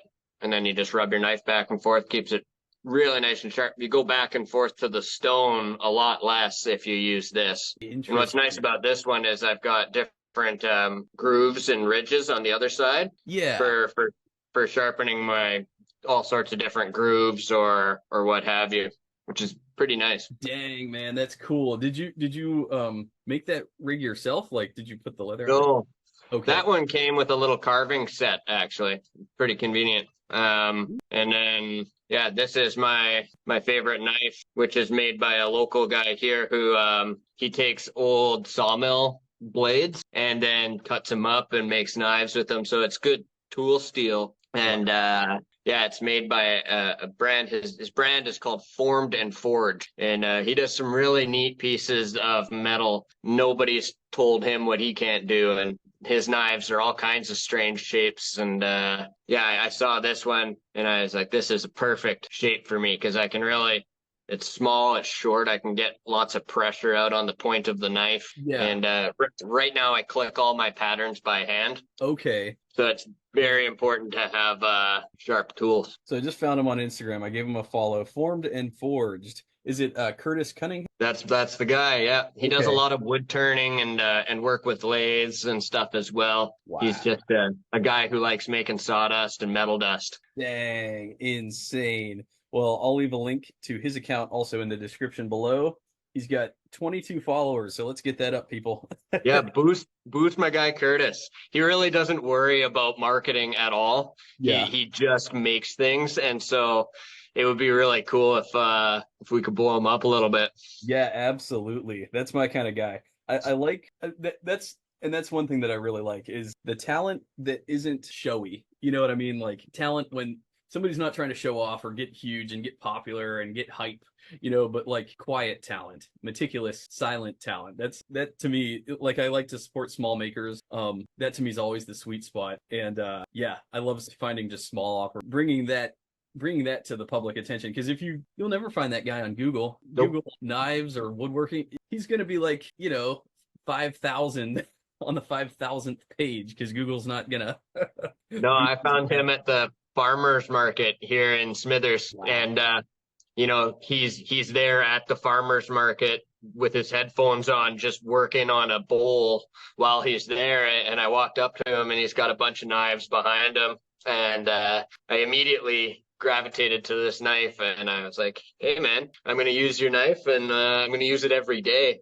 And so I think that made him happy. And yeah, awesome. He's a cool maker for sure. That's his sole focus, is just making products. And that knife looks like it'd be really good. So you use that to cut leather and to hand cut everything? Wow. Yeah, so it's just a short little knife with a wooden handle. It's a full tang, and it's got this nice little notch that he's cut out right here. So it really allows you to hold on to it well. And then I can get my finger right up on the front and get a lot of pressure on the front of the blade. And yeah, the thing is surgically sharp, so it's perfect. I was just using a Stanley box cutter for a long time, and I'm the only guy I know that sharpens box cutter blades instead of replacing them. But those days are done. Now I've got myself a nice local knife. So yeah. Dang, that is so cool. Yeah, but you're right. Like getting the right blade is everything, and then knowing how to sharpen is also incredible. It's difficult. I was using let me grab it real quick. Oh, it's over here. Yeah, so I have a whetstone somewhere, but I also got one of these, which is similar to what you have there. Yes, exactly. Yeah, similar. And then, so I guess the idea, I'm not exactly sure how to use it yet. But is it made out of wood? No, this is steel. Okay. Wow. Yeah, and I'm not sure. I forget. Oh no. This. I think the idea is real fine sandpaper and lay it over this, and then I get my skiving blades and run that over. Yeah, let me grab one of those. Yeah, so I guess the idea, is to be able to sharpen like a French skiver like that. Yep. Over top of it. So I think I don't think I could use this necessarily, but maybe that is the idea. I'm not sure. I haven't really used it yet. I'm still a noob. So could just be for taking the burrs off after you do sharpen it with some emery paper or something, and then just going steel on steel just to clean up that edge so it's like perfect. But covering it with an emery paper and then stroking down would probably do a nice job too. Definitely. Yeah, probably. Yeah, I also have whetstone. let me grab my other. Everything's on the other side. Okay, here we go. Yeah, so I bought one of these Stolmans early on, which is the traditional leather worker's blade, but actually I hate to admit it, but I like this stuff better, the roller razor. Yeah, nice for going around corners and doing all that stuff, eh? Yeah, absolutely. Like this still comes in handy occasionally, but I'm not an expert at sharpening yet. And then one thing that I do for my insoles, because I get the big sides of veg tan, and one thing that I do is I take cheap little Fantasticar. I guess it's similar to a box cutter. You could snap pieces off. Yeah, what I do is, especially when I get my Herman Oak side in, so that thing is like, I don't know how heavy, but it's impossible just to lug it around. So I take this and I just slice up, I segment it into 4 sections just so that I could carry it. So, makes it a lot easier to work on a small space. Yeah. I have a big cutting table, which I can show you is right here. Okay. Oh, nice. And so that's 4 foot by 7 foot. Okay. Which is nice. It allows me to lay down big pieces of leather. And that's actually a home built table. My dad's a bit of a a carpenter, and it's got a replaceable top on it. Wow. So what's nice is I can just cut and mark up the top. I don't have to worry about it, and then I just replace it with a piece of fiberboard when it gets beat up. And it's done me really well. Nice, man. You got the whole setup over there. You got a bona fide. Oh man, well, I just moved into the whole setup, right? Because like I was saying before, I was in the home build situation, and then now I have a 1,400 square foot shop, and so now I'm looking at some different machinery and really trying to upgrade the business to a higher production level. Because right now I make about 5 pairs of boots a month at most, less probably with my repairs that keep getting in my way. Yeah. So I'm looking at scaling up the shop to be more mechanized, and I'm looking at all kinds of different machinery. I'm considering getting some lasting machines so that hand lasting is definitely got its place, and it's a good skill and background to have. But I know that Viberg does all their boots with the machine last, and you get just a more consistent product all the time. And I think that's the direction I'm leaning at this point, because my goal really is, as I was talking before when we got cut off there, is to bring back production, and as fun as it is to be a small scale maker, I'd like to make a real dent in Canadian boot production. There's not too many high quality work boot manufacturers in Canada. Viberg used to do it, and they've really kind of switched gears and are going with the more fashion production. Yeah. And there used to be a bunch of bootmakers in Vancouver, Dayton, and Pierre Paris, and Head Boots are all companies. Dayton is still doing their fashion stuff. They're now called Wolford, and they're still in Vancouver. But nobody's building logging boots in BC, and there's still a lot of loggers and a lot of forest firefighters up here that need boots. Yeah, so that's true. Nicks and whites need some competition. Yes, they do. So you hear that, Viberg? We're coming for you. Just kidding.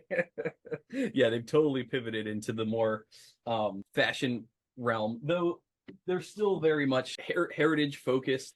These are my 2040s in brown oiled horse butt. And beautiful. Their goal is to go for like a honor that World War II service. And I love that they're keeping that, and you could even see some similarity. Well, and they really are leading the edge of heritage fashion in the 21st century. Yes. Most companies are kind of following whatever Viberg is doing, and as cool as that is, I really just want to make over functional boots, as you say. Yes. For the working folks. Yeah, definitely. And I love that. I love your vision, and I love your product that you're putting out.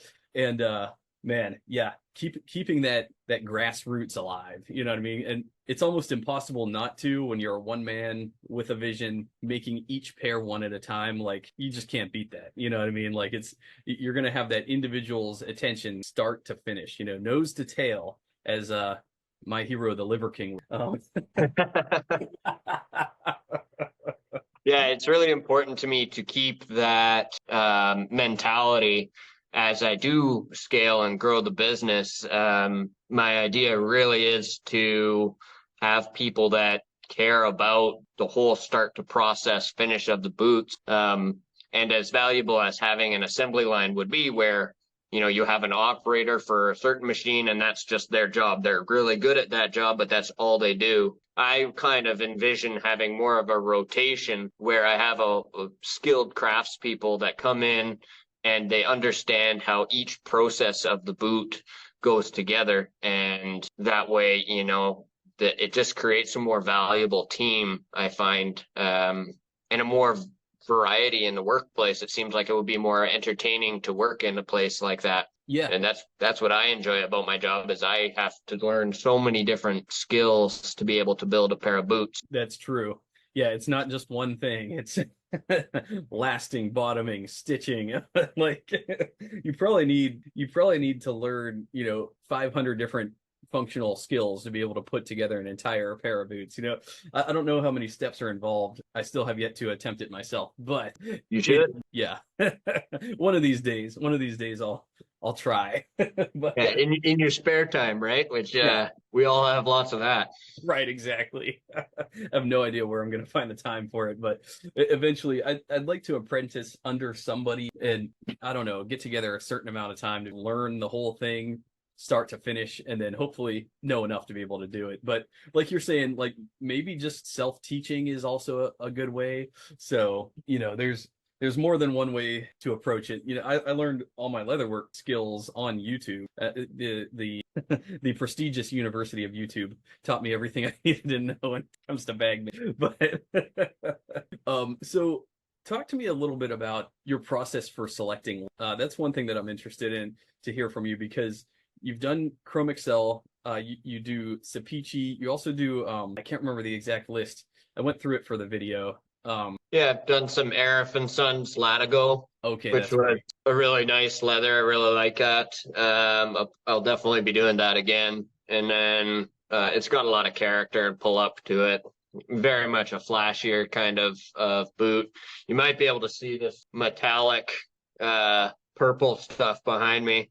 Oh yeah. That's going to be a fancy set of boots, which, you know, I like to mix it up, you know, as fun as it is making black and brown work boots. It's also really fun to make something that is just loud and crazy. Yes. So I like to bring that in once in a while. And that's from Oway's brand, Oway Leather, who is Okay. a good supplier here in Canada. They import a lot of leather from all over the world and then resell it. But kind of I see the future for me is buying en masse from a supplier. I'd really like to go with Seidel tanning. Oh yeah. Yeah, they do a really good oil tan, and then I can get it in whatever weights I want. You have some there? Oh yeah. Double Nice. shot. British tan double shot.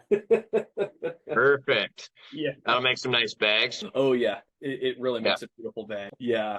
And I had no idea when I got started with leatherworking. Like I was talking to Derek at Seidel and he's like, well, a typical order is like, I don't know, 100 hides. And I'm like, dude, I'm in my bit here. Like, I can't You need a afford that. pallet. Yeah. He's like, okay, well, him and I worked out something to where he would send me 10 of British tan and 10 of ox blood. And he took it off a bigger order of probably going to Nick's or White's or something. He's like, okay, yeah, I could spare some from this and send them your way. I'm like, well, Nice. thank you. Perfect. So yeah, so that might be something that you need to work out on a one by one basis because they're used to like huge, they're huge.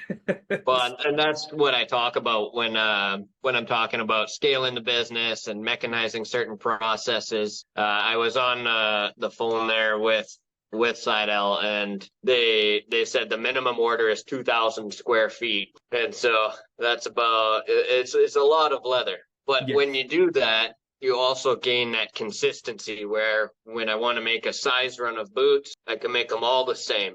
And that's really where I want to go, is to have a production level that is consistent and the leather's consistent. Whereas right now there has been a lot of experimentation. I do have quite a selection of different leathers.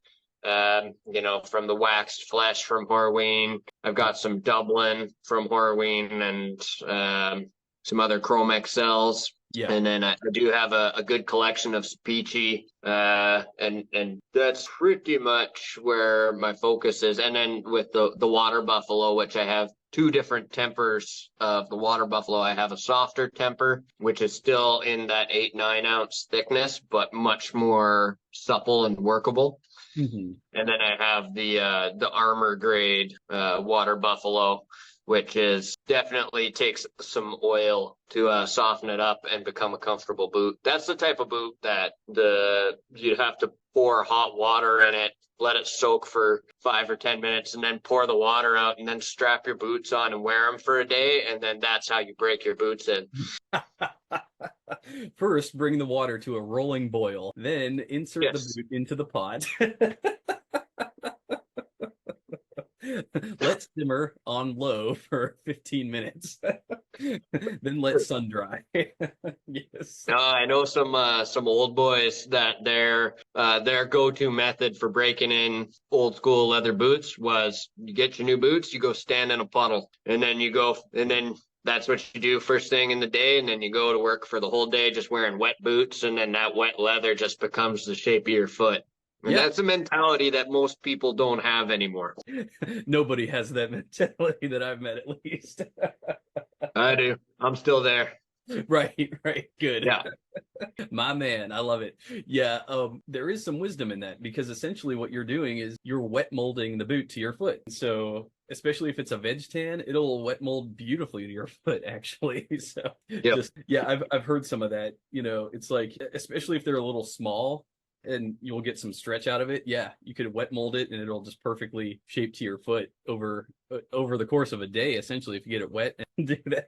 But yeah, And then just don't dry it out too quickly and you'll be away to the races. yes, exactly. Yeah. I get a lot of people asking me the best way to break boots in, and it honestly is just wear them hard. Don't and oil them lots and get them wet and just don't take them off. And there's a certain amount of discomfort that is mandatory with a heritage style boot, whether you're wearing Red Wings or in the higher brackets of heritage boots. It's a different style.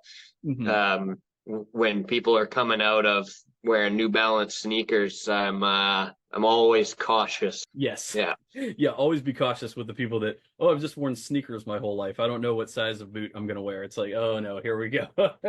Yeah, it's a steep learning curve to old fashioned footwear, and yeah, and it's just it's different, and you got to earn the comfort, which yes. is, like what I love about heritage footwear and leather footwear is, you can take your boots off and put your hand in there and you can feel your footprint. Yes. It's so cool when you take apart a pair of heritage boots that are well worn and you take the insole out and you look at it and you can literally see a human footprint in there. Right. And it's almost sad to put in a new piece of leather that's all flat, because the customer's going to have to break that in again. Right. Yeah. Exactly. Yep. Yeah. Similar to this. This starts out flat as a pancake, and then as you wear it, this is only after like 2 days of wear, and it Right. Formed the arch. It totally, took Yeah, you can see your toe prints in there and everything. Yep, exactly it. So yeah, that's the beauty of veg tan right there. Yes, sir. It just molds perfectly, and man, unmatched. I'm just gonna grab some of my insoles. I got. Oh yeah. So when I'm making my insoles, I use a 6mm veg tan oak bark tanned insole, and then I wet last them to the bottom of the last, and so I wrap it with a tensor wrap, and then hammer it and let it sit for a couple of days until it's dry, and then you kind of get that pre-broken in shape to the boot with a good arch profile and cup through the front of the boot, and then closer. It's still going to take some wearing in before it's the shape of a human foot, but it's closer than just a flat piece of leather that gets tacked into the boots. And that's what I find most factory boots are built. Just a flat piece of leather goes in. Maybe they soak it for a little bit first. It depends on which brand you're looking at. But I think doing a pre-formed last of the insole board really gives the boot a lot of shape when it's new. It definitely does. Wow, that's really cool. I think you're the first person that I've met that does that. That's super cool. So you just wet it completely and then mold it from there, hammer it down. Yeah. That's awesome. Yeah, soak it for less than 5 minutes. You don't want to soak it for too long, otherwise it becomes kind of mushy. And and so it's a longer process, but it results in a better fit initially, and just a more contoured insole board. It's, in my opinion, the way that things should be done, but that's just my opinion.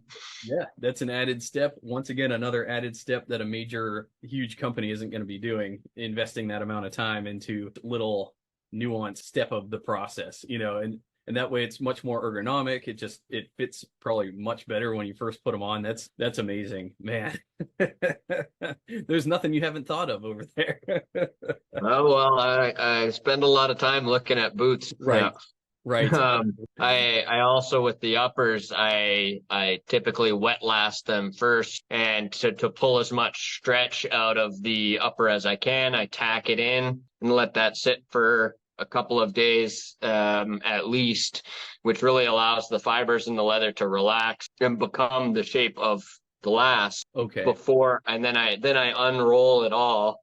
Then I put some glue in, and then I wrap it back. And so they're all essentially lasted twice, which pulls as much stretch out of the leather as possible. And it also allows me to adjust the shape and really take my time to make sure that it's where I want it before I finish the lasting, essentially. Okay. And again, those are steps that take time because I'm essentially doing it twice, but it allows, I think, for a tighter product at the end. Yeah, definitely. Man, that is so cool. Man, you really take it seriously and you really think through all of it. That's awesome. Well, man, we have about a minute left. I wasn't sure if you wanted to shut it down now, or if you wanted to go a little further and explain anything else, but it's up to you either way. I don't know if I have too much else to explain. I can keep talking about boots all day, but yeah, what are your thoughts? Yeah, maybe we could pick it back up for a little bit longer and go through your made to measure process. Okay. Yeah. Let's do that and then see where that takes us, and then and then I think we got a really good talk after that. So cool, man. Perfect. Let's take 10 and I'll shoot you the new link here shortly. Okay, sounds good, Dale. All right, brother. I'll talk to you soon. Thanks. Bye for now. All right. Ooh, that's good. Thank you. All right, and we are back. Round 4? Yep, round 4. Let's do it. All right, man. So yes, let's talk about sizing your boots a little bit. So I was looking on your website. It looks like you base it off of UK sizing. Is that right? Yeah, so I've been learning a lot about how lasts are made and how lasts are sized, and it's very strange world. Yeah. Finding your shoe size is a very challenging thing to do, which is why I lean towards basic measurements. You know, if you can figure out how many inches your feet are long, then I can put you in the right size shoe. And as with leather shoes, it's typically good to go with a fairly snug fit and then have them break into the shape of your foot. Of course, there's lines there where, you know, you don't want to be too tight, but going too loose is always the wrong way to go. You can always make a boot bigger. You cannot make it smaller. True. And so I've really gone with that because that makes, you know, it a lot easier for me as the maker to understand what the person's foot looks like. It's always best if the customer can put their foot down right in front of me, and then I can kind of see what's going on. But so far with the measuring system, things have gone out fairly smoothly. But you know, like the numbers on the lasts do not correspond very well to a UK size even. Okay. So that's kind of where I'm trying to figure out, you know, if I were to go into a production, how would I properly tell people what size my boots are? Whereas, so Dale's were built on an 8.3E, which I believe was, I don't want to guess. I've got them right here. Oh yeah, Mario's. Yeah, his were built on a 8EEE. That's right. And so, you know, which is not a very wide boot, considering that it's at 3E. It's really only, so that is 10 and 7/8 of an inch long is an 8. And so, yeah, and it varies from last to last and shape to shape. So I find that, you know, best to really just go with a number, like a measurement, and base off of that, because there's less room for confusion and mistakes. So I've been considering actually changing my sizing from UK sizing to simply be measurements of how long is the last, and then you can choose, you know, the 10 and 7/8 instead of anything different. Okay, I gotcha. yes, these were actually made for Mario originally too, and him and I can definitely wear the same size. I can definitely fit into his boots. These are custom craft from Dennis in Germany, and yeah, these, yeah, you're right. You said 10 3/4 inches. Yeah, 7/8. Yeah. Okay, yes. That appears to be what's going on here. And then yeah, these are also very wide. So for me, the length was perfect, and even though it's probably 2 widths too big for me, I didn't lose anything in the fit. Like I was wearing these very comfortably the whole time, just because the ball placement was correct. So I can Yeah, that's the most important part, is getting the ball placement in the correct spot, and then a person can walk in them comfortably. Yes. And you can play with insoles and that sort of thing to adjust the shape. But really, I do find that because I've only made 20 pairs of boots so far, Okay. I am still standardizing, what size is, so when somebody says I'm a 9.5 in Red Wings, typically they go to a 7 in the Munson. Oh, really? Wow. And so it's, and typically in US men's sizing, if you're a 9.5, you would go down to an 8.5. Okay. But that is not necessarily what's going on with the numbers on the lasts. Okay. And so I'm really kind of, that's why I choose to go with a made to measure, made to order system.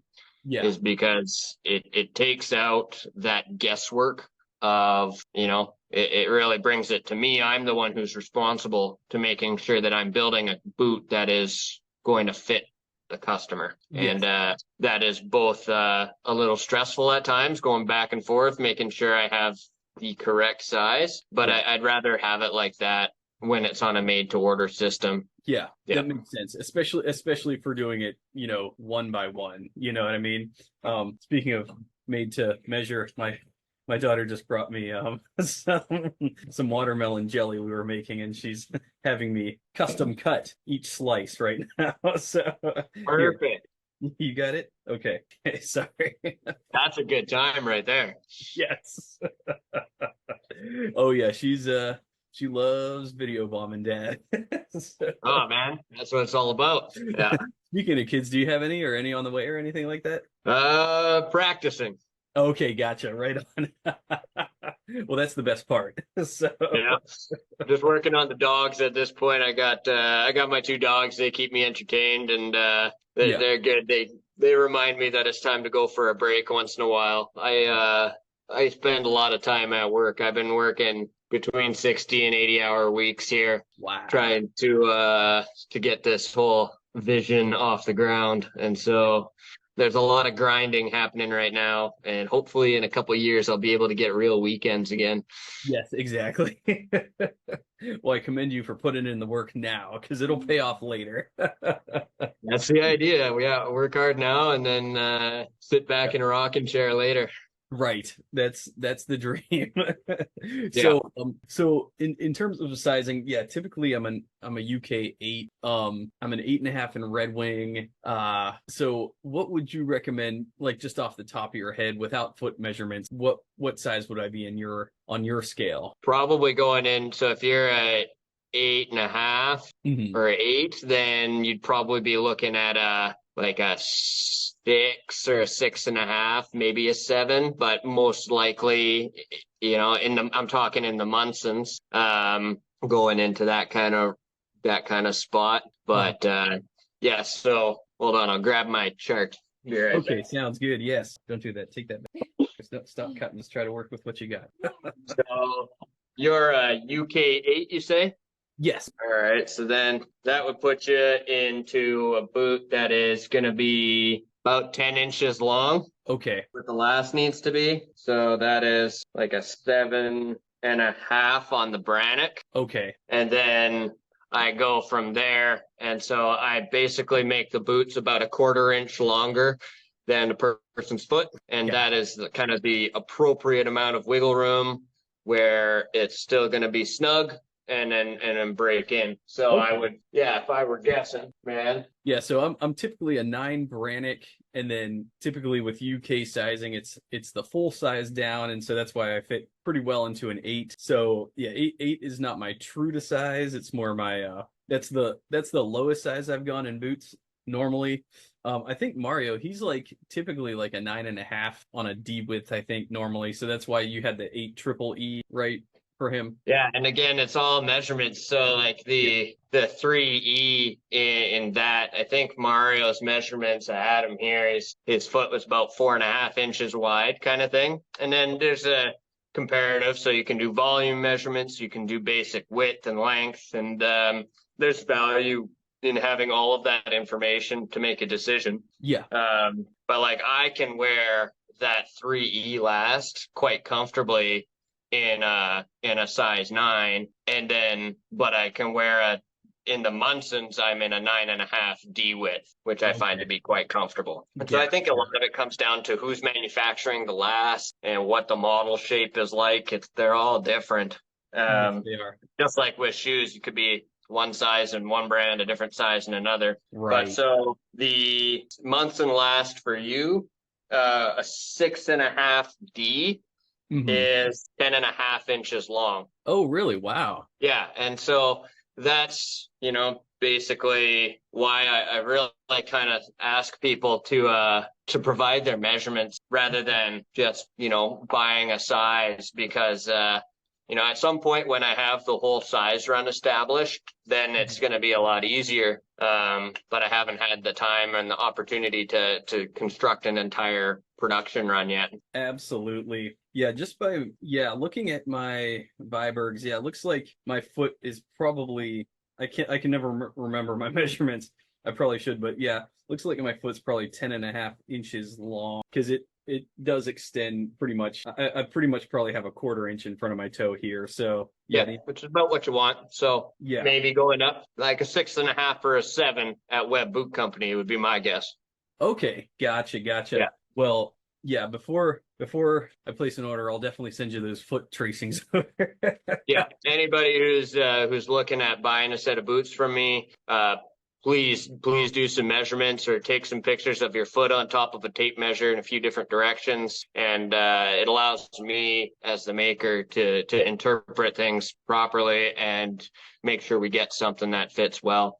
And I do guarantee the fit of my boots as well. So even though they are made one at a time, if something's not right, I make it right.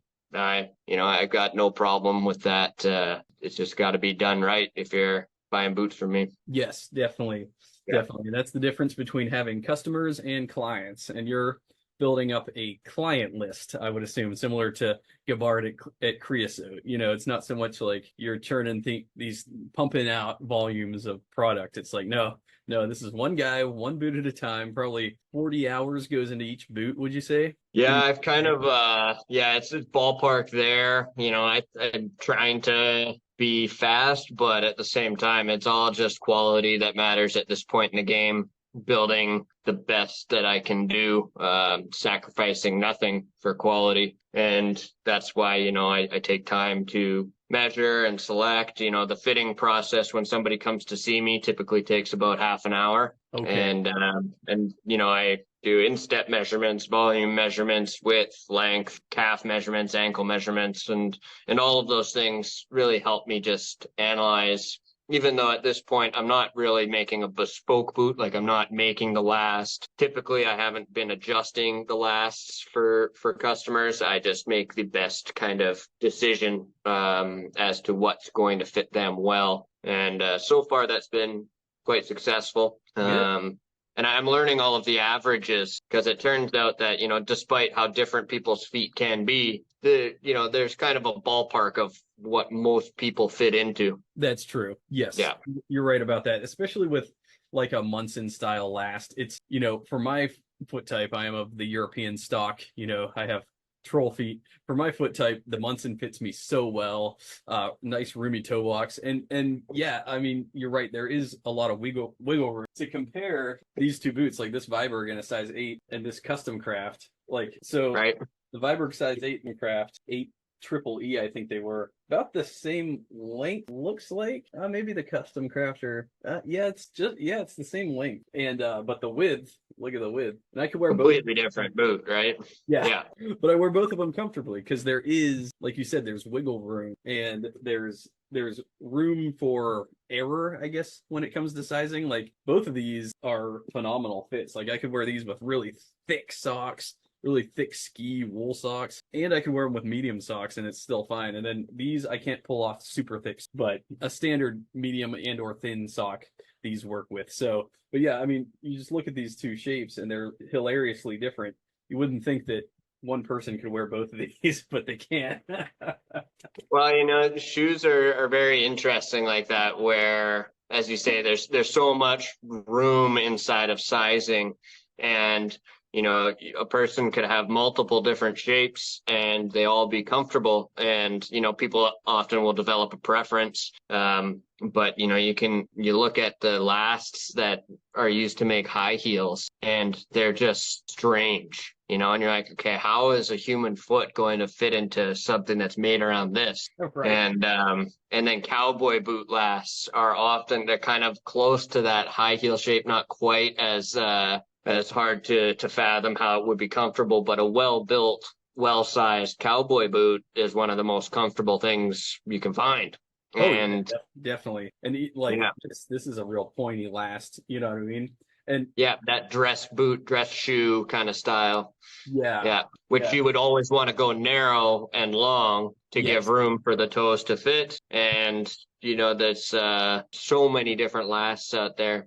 And it's one of the things where, you know, as a maker, you're constantly learning and constantly having to adapt to people's preferences. And that's where really having that base of communication is so important with a client or a customer to say, okay, you know, are you expecting instant comfort, or are you expecting to have a month's break in? You know, where is your understanding?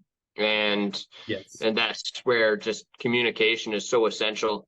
And that's something I really work at, is to make sure that I'm on the same page as the customer, and providing something that's going to be you know, what they expect. Setting that expectation is critical. Yes, it is. That's true. And you know, the other interesting thing too is like feet fitting into different shapes of lasts. You know, I listen to a lot of paranormal podcasts and watch a lot of paranormal stuff. And there's this one, I think it was like a Russian guy, and like he was like a Russian soldier or hiker, and he vanished camping somewhere in the forest, and like they never found any trace of him. The only trace of him that they found was like miles from his campsite. They found his boots and they were off. The laces were cut through, and it was somewhere really cold. But you know, my interpretation of that, as weird as that is I think that he was probably hiking and his feet swelled and they started to hurt so bad because the boots were probably starting to constrict, because as you're hiking, the more and more you hike, you know, the muscles in there, they could form lactic acid and fluid builds up, and then your feet swell. And then I think he just cut them off. He probably took his knife and just needed to cut them off to get him off. You know, whatever you know, cryptid was chasing him, he was trying to get away from very quickly, obviously, and so he had to cut.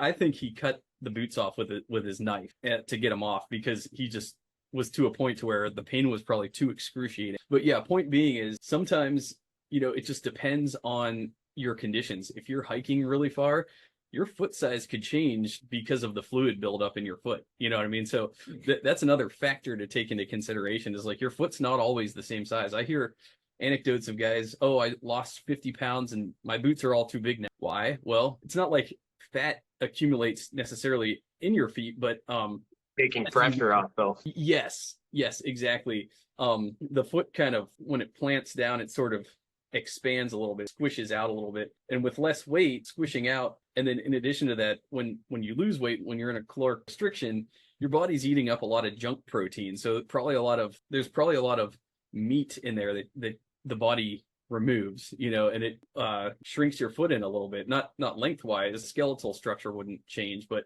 widthwise would definitely change, you know. And so that's why sometimes your feet can shrink if you lose weight, and sometimes if you gain weight and or get older, your shoe size increases. So that's another thing to consider. Like your foot's never like state of permanent stagnation, I'll say. So. And that's why I think it's really important to have a well-supported foot where the arch is supported. It stops that flattening out and that expansion. You know, and I just wear all my boots now, my 2 boots with just straight on the leather insole board, and I find them to be quite comfortable. But in certain situations, I do think that there's value in having an insole that is got an arch profile that's added into it, and that can really make all the difference in comfort for a customer. And especially over long periods and long days, supporting your foot is just critical. And, you know, I really think in terms of from the ground up, where if you have well-supported feet, well-protected feet, then everything else in your body gets better, from your ankles, your knees, hips, back. Posture is improved. And when you improve those things, you're going to have a better day at work. You're going to have a better day doing everything you do with well-fitted shoes. And that's where leather is so great, because it really does become the shape of your foot. Yes, it does. And man, you're tapping into some deep stuff here, because before I was into boots, I've always been into health and wellness and holistic health and things like that. You know, everybody thinks I'm crazy when I talk about health, but I bring that angle, that perspective to boots, because one thing that they always tell you in the military is, like, in order to stay healthy and to prevent injury in the field, is you have to take care of you. So basically bring extra socks, make sure the boots air out properly, make sure you're not wearing wet boots when you're in the field, things like that. Because if your foot health is the quickest way to fall incapacitated when you're out in the field. And then in addition to that, like, you hear of World War II, like people's understanding of this is so dismal. Like during World War II, that's why you had trench foot so bad. Like these soldiers' feet would get gangrenous because of rot. You know what I mean? Because they just weren't taking, you know. And it's like, yes, you need that support. You also need to understand hygiene and all these other factors come into play. But ultimately, why I'm so drawn to boots is because they do make my health better. Like I'm healthier in well-supported footwear. And nowadays, I just adopted the new get 10 to 14,000 steps a day. Now I'm really wearing my boots a lot and walking in them a lot, you know, because steady state cardio is like one of the most efficient ways to burn fat, which I'm trying to do. So I figure why not bring the two together, bring fitness and boots together and use this stuff as actual, I mean, now it's exercise equipment, right? Because I'm walking for 2 to 3 hours a day in these things. So at this point, yeah, it's for health that I'm into boots, not because of, the look is cool, I'm into the aesthetics and all that. But also, ultimately, when it really boils it all down to it, it's my health that is the driving factor in my fascination behind well-made footwear. So, well, that's a really great reason to be into boots, because, I really support that opinion, where it's like quality footwear will lead you to have a longer enjoyment of your body, which is, you know, something that a lot of people, you know, especially I notice it in people from previous generations, where, you know, you look at little old ladies' feet and they've been forcing themselves into smaller shoes, whether it was from when they were growing up and times were tough and they couldn't afford a new set of shoes as they were growing or when they needed them. And, you know, when you see people with bunions, like extreme cases of bunions, it's so debilitating what a foot injury can do, and they're really hard to correct. An injured foot is a long, painful process to get back, if you can get it back at all. And so having comfortable quality boots that fit, or shoes, whatever floats your boat, is so vital. And it's part of the reason I think I'm, you know, when I was before the whole cobbling thing, I did a lot of ski boot sales and hiking boot sales, and I was always so adamant that people get the right fit. And I would be bringing up every size possible and every brand to make sure that customer could find the right fit, because there's nothing that is for everyone. There's a lot of variety to people, and that's why there's, you know, such a vast footwear market. It's huge. Yes, it is. Truly. Yeah. And as I heard it put once, it's some people see it as medical equipment. You know, some people think that there should be like a almost a medical certification involved in sizing people for shoes, because like you're saying, you could debilitate yourself for life if you have the wrong fit. You know, there's a museum by me that they have I think it's a skeleton or picture. I think it's the Ripley's, believe it or not. But yeah, I think it was like Chinese ladies for fashion. They would squish their feet into these tiny little like shoes because it looked feminine, and it was like in vogue, in fashion at the time. And it's terrifying. Like, yeah, they mess themselves up for life. It's, you know. Well, I think a lot of that that foot binding was part of, you know, it was important to have small petite feet, but then it also was a show of status that you didn't need to walk. You could afford to be carried around by your slaves, your servants, and it was a symbol of status to be useless, which is just incredible, you know. So, you know, in our modern day and age, it's more important to be useful to yourself and your family. So that's where, you know, don't torture yourself with poor fitting footwear. Get something that fits. Work with you know, if you can find a bootmaker or a shoemaker who you can have a conversation with and make adaptations, then you can really find yourself something that's going to suit you well. And it's incredibly important. Yes, it really is. And yeah, like you're saying, like it's you know, it's funny how throughout history different status symbols that we have, right? Different status that we have. Like, for example, like nowadays it's seen as a good thing to have a tan, but back in the day, if you were tan, that meant you were out working the fields, and that you know, you were a lower status. So like, you know, as pasty white as you could get your skin, that meant you were basically royalty. It's like, yeah, I don't have a problem with that. I don't tan. Doesn't matter. Yeah, I was born very far northern hemisphere genes in my side of the family. Okay, gotcha. Really, you don't form any color at all? Now I get a couple freckles. Oh, okay. But no tan. Wow, that's interesting. You look like you could get a tan. Nah, it's all just facial hair. That's it. Oh, gotcha. Yeah. I gotcha. Yeah, my mom's side of the family, they can tan a little bit, so I get some color in the summer, but normally I'm white as a sheet in the winter. So, that's okay. It's just who we are. right, exactly. Can't control it really. So Nope. Yeah. Anyways. well, yes. All right. Yeah, looks like we're running out of time again.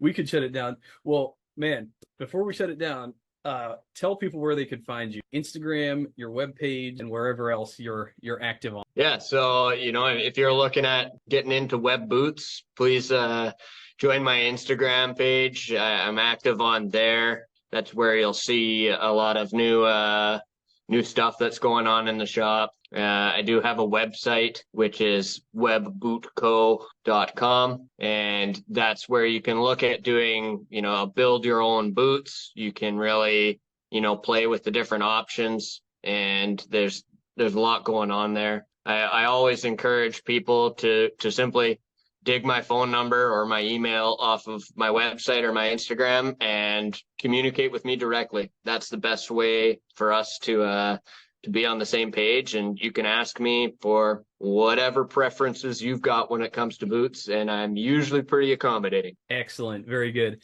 And I will leave all the links to Webb Boots in the description below, so y'all can click those, give him a follow, and check out his website. A lot of really good information. I really love how detailed your website is with all the builds you've had and the story and the sizing and the leathers you can pick from. I love how well that's put together. So I commend you on that too, sir. So yeah, trying to make it so that people have the options they want and can get the understanding that they need to be able to join me in my quest to build quality footwear for people. Heck yes, that is what I'm talking about. So yes, once again, Webb Boot Co. online and on Instagram. Well, man, thanks so much, Matt, again, for taking the time to spend 3 hours with me today. No, thank you for having me on. I really enjoy it. And, I'm sure we didn't cover everything, but that's what happens when you're passionate about something. There's just so many facets to it. Right. We could go on for another 10 hours, I'm sure, and then think up 20 more hours of content to come up with after that. So I'd love to have make it easy for you to edit this time. Yeah, definitely.